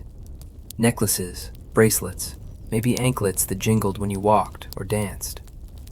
Personal adornment might sound trivial compared to hunting mammoths, but it marks a profound shift. When you start decorating your body, you're sending messages without words. Color, pattern, and jewelry tell people who you are and where you belong. Married or single, healer or hunter, member of this group, not that one. Those beads and pendants may have carried stories too. A shell from the coast, worn by someone who lived far inland, means trade or travel, or a memory of a journey. A tooth from a dangerous animal might be a trophy, a reminder that you faced fear and survived. Red ochre in particular shows up over and over in burials. Bodies dusted with red, graves lined with pigment. Maybe it symbolized blood or life or the setting sun. Maybe it was meant to protect the dead on a journey or to make them visible to spirits. Whatever it meant something. By the time you get to about 35,000 years ago, this symbolic world becomes crowded. Now it's not just beads and paint and animal images. People start carving the human form itself. The Venus figurines, small, often handheld sculptures carved from bone, ivory, or stone. They share a similar style across huge distances, from France to Siberia. Many have exaggerated breasts, hips, and bellies. Faces are often minimal or absent. Arms and feet may be barely indicated. The focus is bodies that look pregnant, fertile, abundant. What were they? Some think they were fertility charms held by women as a kind of hope for healthy children. Others suggest they were representations of a mother goddess, an early form of deity that embodied birth, nourishment, and the cycles of life and death. There's even a theory that some were self-portraits carved by pregnant women looking down at their own bodies, seeing their belly, hips, and breasts, but not their face. We can't be sure, but whatever their purpose, these figures show something crucial. People were thinking about themselves as symbols, not just that is a woman, but this small object stands for something bigger: womanhood, motherhood, life. And that symbolic thinking didn't stop with bodies and animals. It extended to the sky. There are hints, just hints, that some early humans were paying careful attention to the stars. At a few sites, carved bones and stones show series of notches that may match the phases of the moon, or seasonal events like migrations and plant ripenings. Certain animal images in caves appear clustered in ways that some researchers argue line up with star patterns seen at particular times of year. These interpretations are controversial, but it wouldn't be surprising. If your survival depends on remembering when the herds move, when the salmon run, when certain plants are edible, you watch the sky, you notice patterns. Eventually, you might start to think the sky is a kind of giant story written just for you. And if the sky tells stories, then maybe the animals do too. For hunter-gatherer peoples around the world, animals are rarely just meat. They are persons of a different sort. Teachers, tricksters, guardians.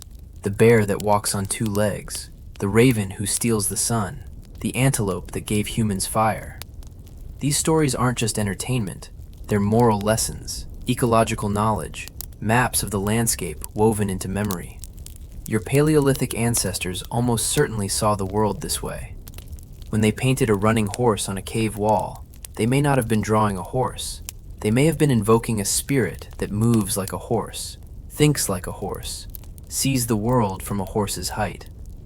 To offend that spirit might mean bad hunting for years. To honor it might bring abundance.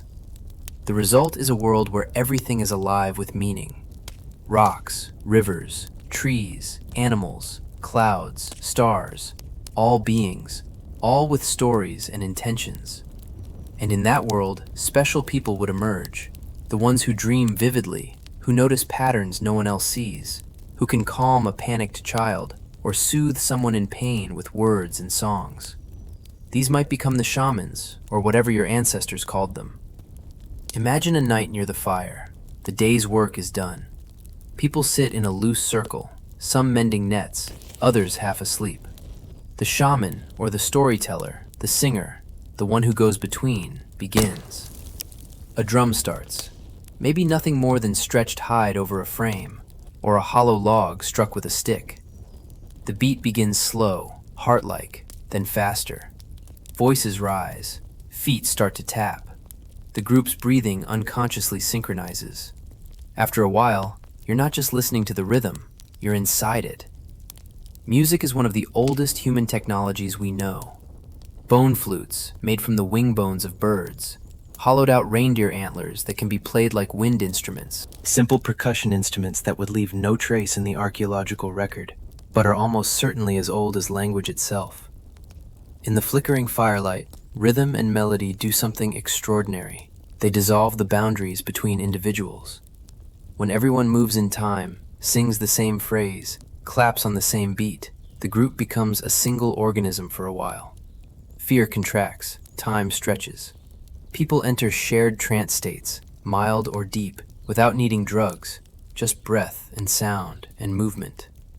In those moments, the stories about animal spirits and ancestors and journeys to other realms aren't just tales. They feel real because you are experiencing something that is, in fact, real. A different mode of consciousness, a different way of being, a mind in a body surrounded by other minds and bodies doing the same thing. That's the social function of early spirituality. It isn't only about explaining thunderstorms or what happens after you die. It's about welding small, fragile groups of humans into something strong enough to survive.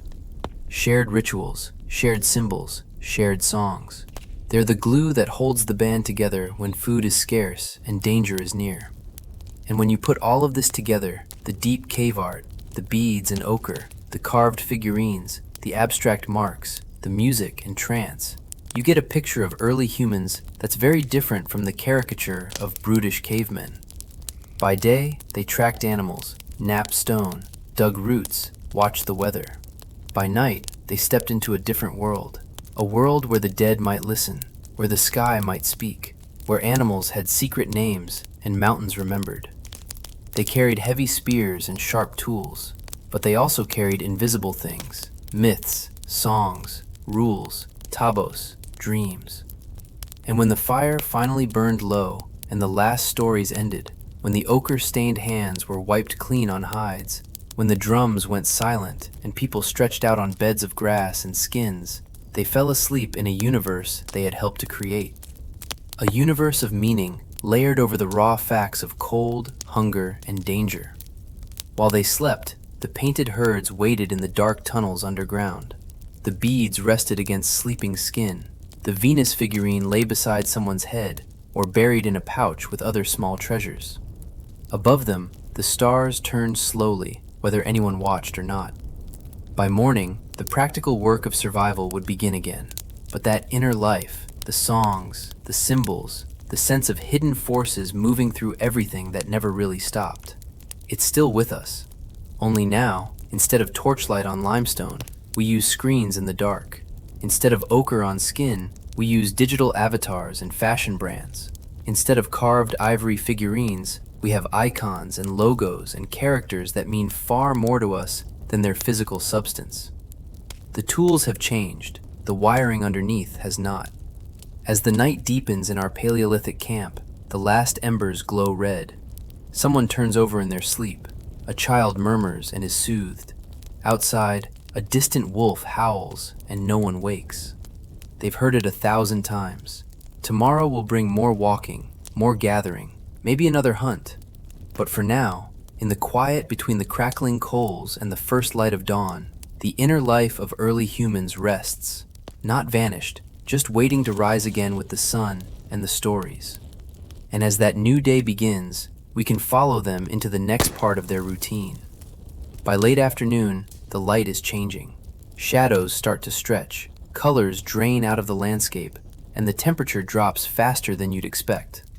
For Paleolithic people, this isn't just a pretty sunset. It's a signal, a quiet alarm clock telling everyone, whatever you still need to do, finish it now. The open landscape that felt manageable in daylight becomes something very different in the dark. Depth perception collapses. Predators that spent the day hiding in the shade start to move. So your ancestors begin to contract their world, pulling it inward, drawing activity toward the same thing that has defined evening for humans for at least hundreds of thousands of years. Fire. Not everybody had it all the time. There were probably still groups that lost fire occasionally or went without during travel. But for many late Paleolithic communities, fire was as central to the evening as gravity is to your body right now. It's not just a tool. It's a boundary line inside the circle of light and warmth. Us outside it, everything else. As the sun sinks, people drift back toward camp, toward that flickering center. Gatherers return with armloads of wood, bundles of plants, maybe a few surprise finds, eggs, honey, shellfish. Hunters straggle in later, sometimes triumphant with meat, sometimes empty-handed and silent. Children who have spent the day in a swarm of games and experiments tighten their radius, pulled in by the same invisible gravity. Simple percussion instruments that would leave no trace in the archaeological record, but are almost certainly as old as language itself. In the flickering firelight, rhythm and melody do something extraordinary. They dissolve the boundaries between individuals. When everyone moves in time, sings the same phrase, claps on the same beat, the group becomes a single organism for a while. Fear contracts, time stretches. People enter shared trance states, mild or deep, without needing drugs, just breath and sound and movement. In those moments, the stories about animal spirits and ancestors and journeys to other realms aren't just tales. They feel real because you are experiencing something that is, in fact, real. A different mode of consciousness, a different way of being, a mind in a body surrounded by other minds and bodies doing the same thing. That's the social function of early spirituality. It isn't only about explaining thunderstorms or what happens after you die. It's about welding small, fragile groups of humans into something strong enough to survive. Shared rituals, shared symbols, shared songs. They're the glue that holds the band together when food is scarce and danger is near. And when you put all of this together, the deep cave art, the beads and ochre, the carved figurines, the abstract marks, the music and trance, you get a picture of early humans that's very different from the caricature of brutish cavemen. By day, they tracked animals, napped stone, dug roots, watched the weather. By night, they stepped into a different world, a world where the dead might listen, where the sky might speak, where animals had secret names and mountains remembered. They carried heavy spears and sharp tools, but they also carried invisible things, myths, songs, rules, tabos, dreams. And when the fire finally burned low and the last stories ended, when the ochre-stained hands were wiped clean on hides, when the drums went silent and people stretched out on beds of grass and skins, they fell asleep in a universe they had helped to create. A universe of meaning layered over the raw facts of cold, hunger, and danger. While they slept, the painted herds waited in the dark tunnels underground. The beads rested against sleeping skin. The Venus figurine lay beside someone's head or buried in a pouch with other small treasures. Above them, the stars turned slowly, whether anyone watched or not. By morning, the practical work of survival would begin again. But that inner life, the songs, the symbols, the sense of hidden forces moving through everything that never really stopped, it's still with us. Only now, instead of torchlight on limestone, we use screens in the dark. Instead of ochre on skin, we use digital avatars and fashion brands. Instead of carved ivory figurines, we have icons and logos and characters that mean far more to us than their physical substance. The tools have changed, the wiring underneath has not.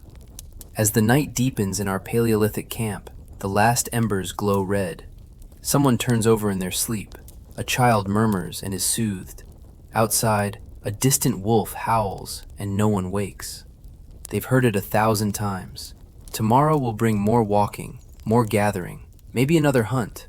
But for now, in the quiet between the crackling coals and the first light of dawn, the inner life of early humans rests, not vanished, just waiting to rise again with the sun and the stories. And as that new day begins, we can follow them into the next part of their routine. By late afternoon, the light is changing.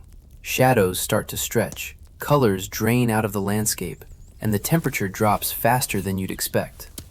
For Paleolithic people, this isn't just a pretty sunset. It's a signal, a quiet alarm clock telling everyone, whatever you still need to do, finish it now. The open landscape that felt manageable in daylight becomes something very different in the dark. Depth perception collapses. Predators that spent the day hiding in the shade start to move. So your ancestors begin to contract their world, pulling it inward, drawing activity toward the same thing that has defined evening for humans for at least hundreds of thousands of years. Fire. Not everybody had it all the time.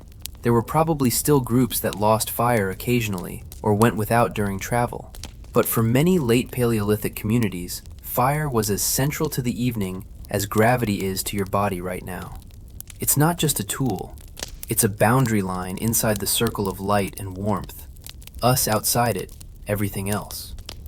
As the sun sinks, people drift back toward camp, toward that flickering center. Gatherers return with armloads of wood, bundles of plants, maybe a few surprise finds, eggs, honey, shellfish. Hunters straggle in later, sometimes triumphant with meat, sometimes empty-handed and silent.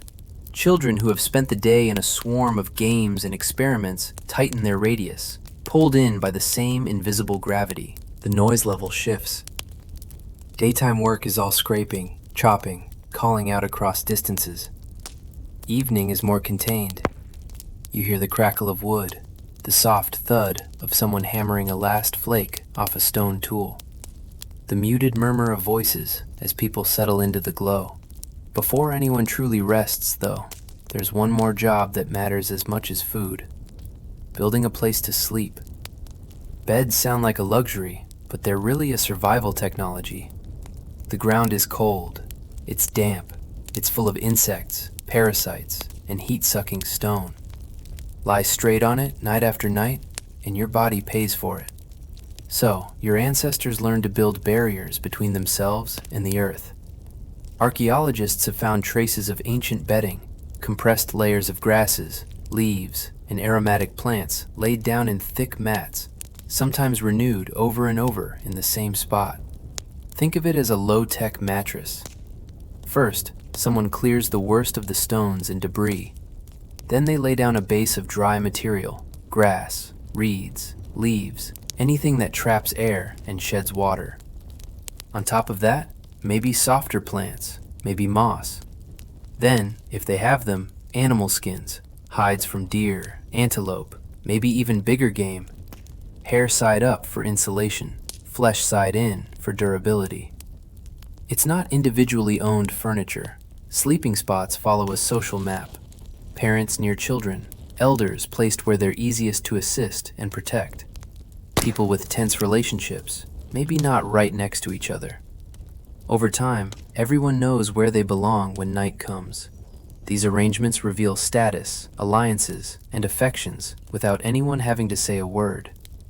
And while all this quiet bed building is happening at the edge of camp, something more dramatic is happening at the center, the evening meal. If you imagine early humans constantly chewing all day, like grazing animals, the evidence doesn't really support that. For many groups, the largest and most reliable meal seems to have clustered around nightfall.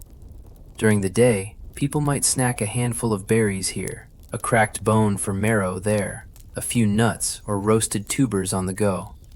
But the full accounting of the day's success, especially when there was meat involved, tended to happen in the evening, around the fire. Food isn't just eaten, it's transformed. Meat gets roasted or boiled in skin bags or bark containers. Bones split for fat-rich marrow. Organs cooked quickly before they spoil. Plant foods are pounded, peeled, ground, leached of toxins. Someone tosses roots into the ashes. Someone else turns skewers of meat. Another person keeps the fire at the right intensity, adding logs at just the right time. This isn't random chaos, it's a practiced choreography. And the distribution of that food is a social performance. Who gets the first piece? Who gets the best cuts? Does the successful hunter keep most of the meat? Or does it get divided according to custom? Elders first, small children next, then everyone else. Different groups probably did this differently, but almost all of them would have understood one basic truth. You don't survive long in a foraging society if you're selfish at the big meal. So the evening becomes a lesson in generosity and memory. People notice who shares and who hoards, who makes sure the child on the far side of the fire gets a piece of liver or fat, and who pretends not to see. These choices sink deep. In a world with no written laws, these are the behaviors that shape your reputation, determine who will help you when it's your turn to be unlucky. While hands are busy, mouths are too. Firelight conversations are where human social life thickens. During the day, communication is often practical and shouted across distance. Over here, watch out, try this way. At night, the volume drops, the content changes. People debrief the day. A hunter quietly explains how the antelope bolted faster than expected. A gatherer laughs about the time they tipped over a whole basket of berries. Someone brings up a minor conflict from earlier, a harsh word, a broken tool, and the group smooths it over while chewing, because carrying that tension into tomorrow could be dangerous. There's planning too, when to move camp, who will scout that distant ridge, whether to follow the reindeer herds north or stay near the river a bit longer. These aren't formal councils, but patterns emerge. Some people speak more, Others listen and nod, influencing the flow with a single quiet remark. Children absorb all of this, learning not just facts about animals and plants, but how decisions are made, what counts as persuasive, when to speak, and when to stay silent. And then there are the stories. Once stomachs are full and the sharp edge of hunger is gone, the tone changes again. Someone might start with a familiar tale about the time an ancestor killed a monstrous lion, or when the river rose so high it carried away half the camp. These stories aren't mere entertainment, they're memory storage. In a world without writing, stories carry maps. Which valley has the bitter-tasting roots that are safe to eat only if boiled twice? Which rocky outcrop hides flint suitable for blades?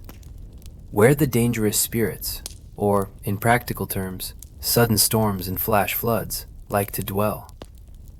Wrapped around these facts are layers of myth, speculation, outright invention. Did people embellish? Absolutely. But the exaggerations helped make critical information unforgettable. Under that same firelight, another listener might add a different kind of story, one that reaches up instead of out. Because above them is the same sky you see now if you step away from city lights. A sky so full of stars that it looks almost crowded, streaked occasionally with the ghostly band of the Milky Way, pierced by the sudden scratch of a meteor. We can't know the first moment a human looked up and wondered, "What is that?" But it would be strange if no one ever did. Long before constellations had names we recognize, people were probably tracing shapes with their fingers, connecting stars into animals, ancestors, paths. Maybe they decided that a particular bright star was the eye of a giant creature watching over them, or that the Milky Way was the path taken by souls after death, or that the changing phases of the moon marked the moods of a powerful being whose favor you wanted to keep. None of this leaves fossils, but the human brain hasn't changed that much. Give people time, a dark sky, and the need to explain a dangerous world, and they will invent stories. Those stories would shape behavior, when to travel, when to plant in later eras, when to attempt risky hunts. Slowly, night after night, a cosmic calendar might have formed in their minds, stitched together from light points no one could touch, but everyone could see. But while eyes are turned upward and thoughts wander far, the body is still here, in a very real and risky place. Night in the Paleolithic world isn't safe. Beyond the ring of fire, predators move. Hyenas, lions, leopards, wolves. In some regions, they smell the meat, hear the voices, sense the heat. Most nights, the fire itself and the concentrated human presence are enough of a deterrent, but not always. There are fossil sites where human bones bear the unmistakable damage of carnivore teeth. Caves that show layered occupancy, humans one season, big cats the next. So, someone always stays half awake. Vigilance becomes a rotating duty. Some people may be natural light sleepers. Others take turns, waking to toss on more wood, listening for the wrong kind of rustle in the grass. The camp is arranged to slow anything that approaches. The densest brush cleared away, thorny branches piled at key access points, sleeping spots clustered so that if one person startles awake, others can be roused in seconds. And in many late Paleolithic camps, there is another set of eyes and ears sharing this watch. Dogs, or at least the animals that would soon become dogs.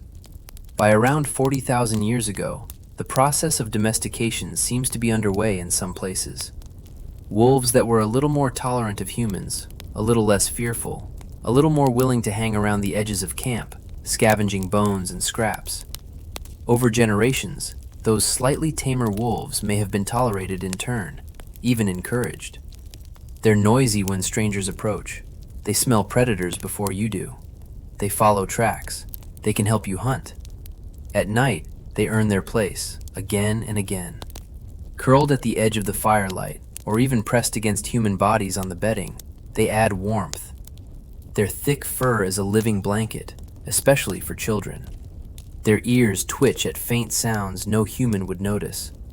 A growl, a raised head, a sudden bark, They're an early warning system wired directly into your nervous system. Once you begin to rely on that, life without them starts to feel more dangerous. So you have this layered watchfulness. The humans drifting towards sleep, the half-awake adult poking at the embers, the not yet fully domesticated dogs shifting and sniffing the wind. Together, they create a margin of safety in a world that never fully sleeps. Gradually, conversations thin out. The fire drops from bright flame to glowing coals, the harsh oranges softening into deep reds. Someone adds one last log, not for cooking now, but to keep the cold alive until morning. Sparks rise and vanish into the darkness, briefly imitating the stars above before going out. People find their places on the bedding. Children wedge themselves between adults, heads tucked against warm shoulders.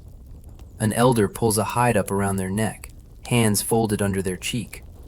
A hunter, sore and satisfied, stretches out on his side, facing the fire, one arm draped loosely over the dog that has decided to sleep there tonight. The sounds of night settle into layers.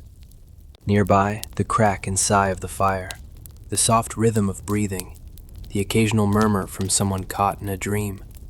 A little further off, the rustle of small animals, the distant call of a night bird. Farther still, the long, eerie whoop of hyenas, the deep, chesty roar of a lion declaring territory. These distant threats are terrifying, but also familiar, woven into the background of every childhood. People learn to distinguish danger by sound, the difference between a hunting roar and a frustrated one, between a curious rustle and an approaching charge. Under all that, the sky keeps turning. Stars wheel slowly toward the horizon. The moon climbs or sinks, depending on its phase. Clouds pass, sometimes covering the light, sometimes revealing more. Some members of your little band fall asleep quickly, exhaustion winning over anxiety. Others linger in that liminal space, neither fully awake nor fully gone. Thoughts wandering between the day's memories, and whatever half-formed images drift in from the fire and the stars. Maybe they replay a close call from the hunt. Maybe they think of the child they lost last winter, imagining them among those distant lights. Maybe they just listen to the breathing of the people they love and feel for a moment something like gratitude. Eventually, even the watchers drift inward. The fire slumps into a bed of shimmering coals. The dogs settle their heads on their paws. For a few hours, this tiny cluster of humans is as vulnerable as they will ever be. Eyes closed, weapons out of reach, minds in other worlds. And yet, in another sense, they have never been safer. They are wrapped in layers of protection they have built themselves. Knowledge of where to camp and where not to. A carefully maintained fire. Beds that keep the cold ground at bay. A circle of kin who will wake if one person cries out. The warning growl of an animal that chose, for reasons it doesn't fully understand, to live alongside them. This is what a day in the life ultimately leads to. Not just survival, not just constant struggle, but a nightly return to a shared center, to warmth, to story, to the faint but persistent feeling that, for all the dangers, this small circle of light in the dark is enough, at least until morning comes again. So after all of this, what did early humans actually do all day? They worked. They walked miles to find roots and berries. They hauled meat back to camp. They shaped stone until their hands ached. They mended. They fed children. They watched the fire. They kept an eye out for teeth and claws glowing at the edge of the dark. But that wasn't all they did. They also sat. They stared into the flames and did nothing at all. They watched clouds drift over hills and lines of migrating animals pass along the horizon. They told stories so slowly that a single tale might last several evenings. They played not just the children, but the adults too. Mock fights, little contests, teasing games with pebbles and sticks and bones. They sang. They traced patterns on cave walls and on their own skin. They rested. Their lives were hard, but not in the way we often imagine. Not a non-stop scramble from dawn to dusk, but pulses of effort and long stretches of low, quiet time. A few hours of intense work, then a lot of simply being together, moving with the seasons, moving with the light. That balance is the part we tend to forget. Because here we are, with machines that do our grinding and lifting, with lights that turn night into day, with more information in our pockets than any hunter-gatherer could have imagined. And yet, somehow, many of us end up with less true leisure than they had, less unstructured time, fewer evenings where we simply sit and watch the world without checking a clock. The irony is deep. We've built tools to free our time and then filled that time back up with noise. Your Paleolithic ancestors never scrolled. They never answered emails by firelight. When the sun went down, there were only a few options: talk, listen, make, dream, or sleep. Their attention belonged to the people around them, to the flames in front of them, to the stars overhead. But if you strip away the technology, the basic things that mattered then still matter now. Community, the circle of people who know your stories, who would share their last scrap of dried meat with you, who would stand beside you when the hyenas came too close. Today, that might be family, friends, an online community. The shape has changed, but the need hasn't. Our nervous systems are still calibrated for small groups around a shared task, a shared meal, a shared joke. Creativity, the first carved bone pendant, the first handprint on stone, the first rhythm tapped on a log. None of it helped catch more antelope, but it made life richer. It turned bare survival into a story worth telling. That impulse to make something unnecessary and beautiful is still one of the most human things we do. Nature. For almost all of our history, we woke and slept with the light. We learned the seasons by heart. We could read a landscape the way we now read text. Even if you live in a city, a part of your brain still quiets when you hear rain on a window, or wind in trees, or waves hitting shore. Those sounds are older than language, older than Homo sapiens. Purpose. Early humans didn't have 5-year plans, but they had reasons to get up, feed the children, help the group, keep the fire alive one more night. Meaning was woven into daily tasks. Our purposes may be more abstract now, but underneath the same question is always there. Who am I doing this for? And why? When we look back at their days, at the walking, the watching, the talking, the work broken up by laughter and silence, what we see is not a lost world we can never touch again. We see a template, a reminder that a good human day has a certain rhythm, effort and ease, noise and quiet, togetherness and a little solitude. As you lie here listening, you're already doing something profoundly ancient. You're letting the day end. You're stepping away from the hunt of emails and notifications and back toward the fire. If you've enjoyed this slow journey into the past, you can gently tap like so the algorithm spirits know to show you more. You can leave a comment if you'd like. Maybe tell us where in the world you're listening from. Which landscape is outside your own camp tonight? Desert? Forest? City lights? Mountain air? It all becomes part of this extended circle. If you want to walk with us regularly through these quiet corners of history, you can subscribe so you don't miss the next story. And if you feel moved to support the channel in a deeper way, there's the option to join as a member here on YouTube. That helps us make more of these long, gentle explorations. It's completely optional. Watching, listening, and resting with us is already more than enough. For now, you don't need to do anything at all. Just imagine this. The fire in your ancestors' camp has burned down to deep, steady coals. Most of the group is already asleep, curled under furs, breath slow and even. Someone adds one last piece of wood, more out of habit than necessity. Above them, above you, the same moon drifts across the sky. The same constellations look down, slightly shifted by time, but still recognizably themselves. 40,000 years ago, a child blinked up at those stars, fighting sleep for one more story. Someone reached over, smoothed their hair, promised that the hunt could wait until morning. Tonight you share that same human need to stop, to be safe, to let the mind loosen its grip on the day.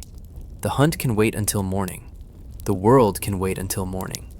For now, you can rest under the same ancient sky.